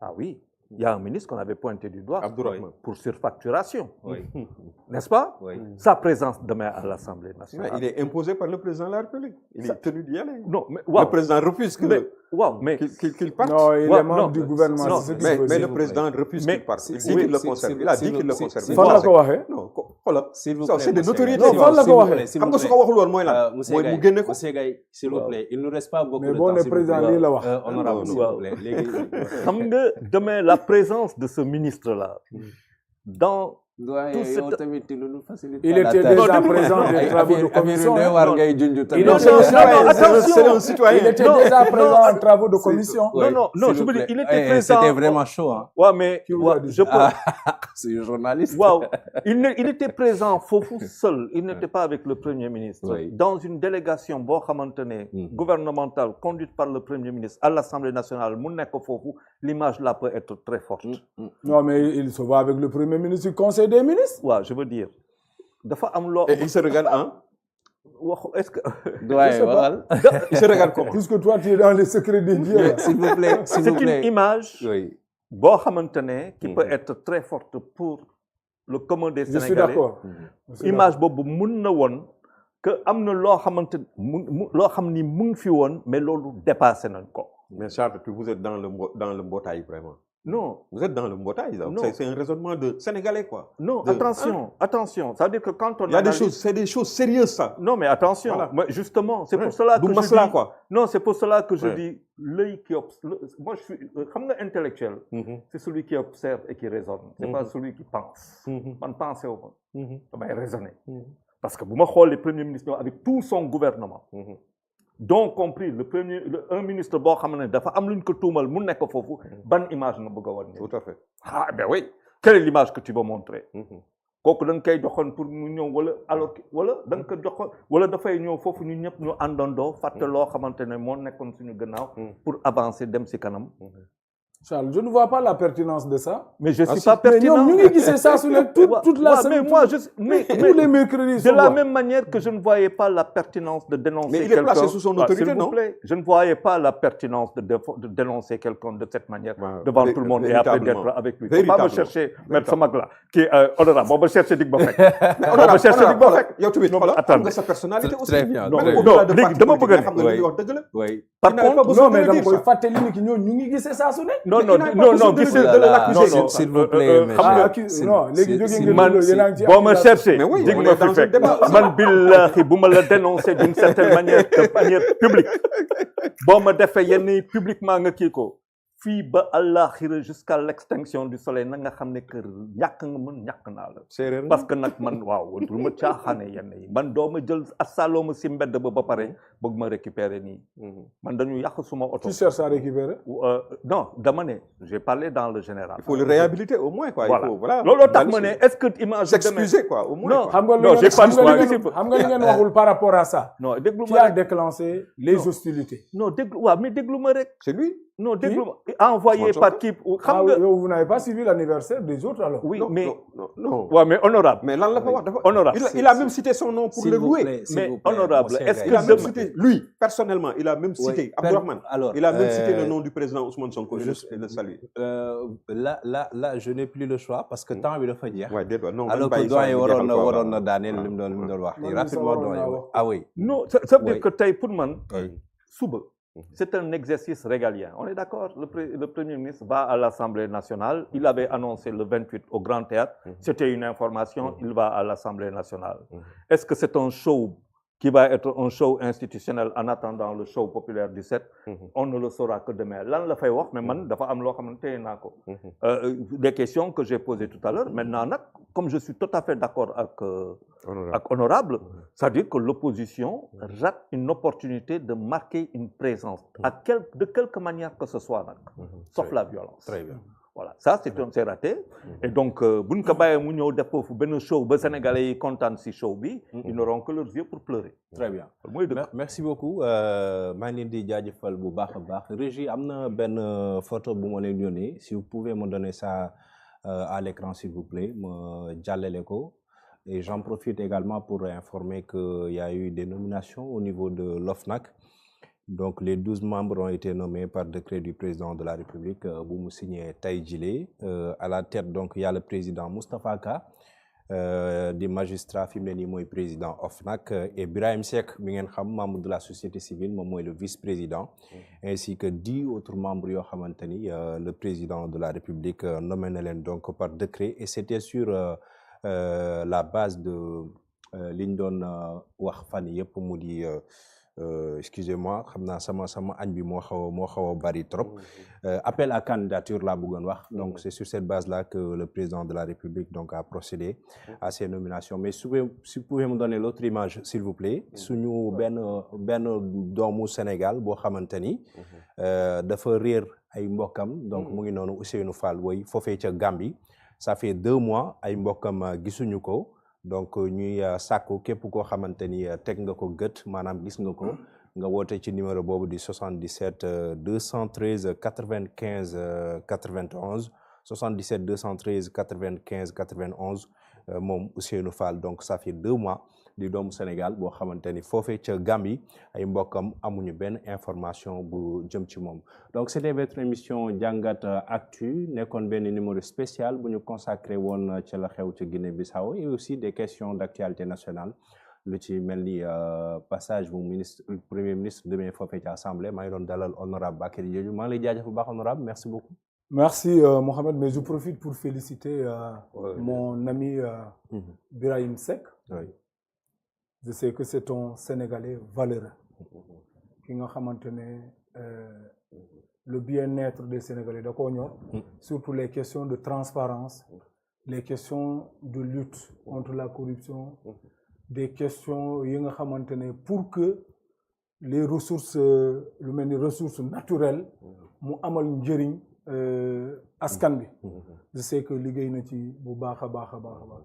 Di saluer aussi le fait que nomination yi ni am parce que dama bokk ci PASTEF et ñun dans nos promesses électorales on a dit que suñu mandat bii nii la lutte contre la corruption l'assainissement des finances publiques dina nekk un pilier phare de nos comment ça s'appelle de notre mandat. Yàggul voté nañu loi bu bees sur OFNAC bi. Kon ñu ngi doon xaar le président de la République n'est-ce pas mu def nomination. Li ci rafetlu aussi parce que fii nomination yi c'est sur la base d'appel à candidature. Mu nekk aussi engagement boo xamante ne ñun amoon nañ ko naan bu ñu ñëwee au pouvoir dina am ay postes yoo xamante ne dina nekk appel à candidature. Kon lii bu ñu ko defee il faut que Mohamed nga fàttali ni que c'est un respect d'un engagement politique. Il y avait 233 candidats askan bi n'est-ce pas woy mu ngi koy sàmmonte ba léegi. Donc ça c'est vraiment à saluer. Contrairement à ceux qui ont voulu faire croire que nous avons dit que tous les postes là seront mis en compétition là. On ne l'a jamais dit. Et s'ils pensent que c'est une aubaine pour ñoom ñu ñëw occuper yeneen poste. Non, dina am poste yoo xamante ne on va nommer des gens compétents de PASTEF à ces postes-là. Mu am yoo xamante ne on va s'ouvrir puisqu'ils sont des Sénégalais ñu ñëw wone lu ñu mën mais malheureusement ñoom voilà il faut pas quoi. Très bien. Waaw. Amadou Moustapha Gaye ñu ngi lay jaajëfal pour tëjal affaire bi bon li may wax rek mooy kontaan comme ni ko waxee pour saluer quoi ces nominations surtout nag le cas je ne le connais pas Moustapha Ka foog na lay wax. oui Moustapha Ka. waaw je ne le c'est connais un pas magistrat. c'est un magistrat certainement un magistrat bon voilà mu nga sax ku mel ni ki nag Birahim gis nañ ko ci sax yenn question yi nga xam ne temps yëpp ñu ngi koy agité lu jëm ci ay affaire u Azer ak lu jëm ci ay yenn affaire yu bëri yoo xam ni opposition bi sax mi ngi koy yëkkati moom aussi daf ci xaroon tànk tubéyam et nous pensons que c'est l'occasion justement le président de la République lui donne l'occasion effectivement d'assumer ses responsabilités par rapport à ces questions lancinantes qui sont sur la table que les Sénégalais attendent que ñu leeral ko moo xam Azer la moo xam ONAS la moo xam yeneen ak yeneen l'ONAS aussi ak lépp lu nga xam ne rek am na fi mais par rapport je terminerai par l'appel à candidature c'est une bonne chose que le président de la République indiwaat l'appel à commencer que ci lii mais je rappelle que ils avaient dit que tous les postes de directeurs généraux dañ koy def appel à candidature et que même les directeurs généraux on va leur interdire de faire la politique. D'accord. C'est ce qu'ils avaient dit. Merci beaucoup. Et ils ne l'ont pas fait. D'accord. Jusqu'à présent. Merci beaucoup. Ñu ngi doon ànd ak aussi ak suñu doyen comme toujours et avec beaucoup de plaisir doyen Charles Faye. yow aussi ñu ngi lay jaajëfal bu baax. man kay lu ma ragal léegi mooy président boo taxawee est-ce que du ma tóoj déjà général Bassirou Diomaye Faye. waaw bon écoute waaw fa nag félicité ñoo xamante ne ñëw di leen ñaanal aussi quoi faaw ñu ñaanal parce que exercice bu jafe la bu metti la. ñaanal leen en tout cas ñu ñëw si jàmm liggéey si jàmm ba pare def ay kii yu am maanaam di leen féliciter Birahim bon c'est quelqu'un boo xamante ne dans la presse on a beaucoup travaillé effectivement di féliciter aussi féliciter la CENTIF qui fait un très bon travail malgré lu ñu koy wax la te ñun tey lañ ko gën a soxla te CENTIF moom liggéey na ba yóbbaale sax ay yenn dëkk yoo xamante ne bu ma toogee tey dégg gis koo xamante ne Guinée équatoriale la bokk ñëw ne que ils ont grâce à CENTIF avec l'ancienne directrice présidente qui était là loolu ñoom lañ dugg si le groupe Egmont donc Sénégal day won lu bëri rek que ñun war nañ gën a xoolaat yenn yu ñuy def di leen féliciter bu baax a baax et aussi di demander à notre général notre président de général le juge de liberté c'est pour quand le juge de liberté très bien question importante procureur de la République par rapport au ministre de la Justice. Merci beaucoup merci ñu ngi jaajëfal ñu doon seetaan ñëpp Amadou Badji honorable nee na mu ngi lay nuyu bu baax tout comme Mansour Fall Mor Ndiaye Cheikh Niang et puis Ibra 98 Zik ñoom ñëpp ñu ngi leen di jaajëfal di leen nuyu bu baax maa ngi jaajëfal toute la régie je pense que y a Mame Gueye qui est aux commandes ñi fa nekk ñëpp ñu ngi leen di jaajëfal en tout cas Mame Gueye Ibrahima Ka ñi fa nekk ñëpp ñoom Lamine Boy et tout ça voilà les hommes de l'ombre ñu ngi leen nuyu baax di leen jaajëfal jox leen rendez-vous donc demain ngeen xaar le direct que nous allons faire de l'Assemblée nationale ci ñëw ak Premier ministre foofu mais aussi on vous donne rendez-vous samedi pour votre émission Càmbar avec doyen Charles et toute l'équipe inchallah samedi jërë ngeen jëf ñu fanaan ak jàmm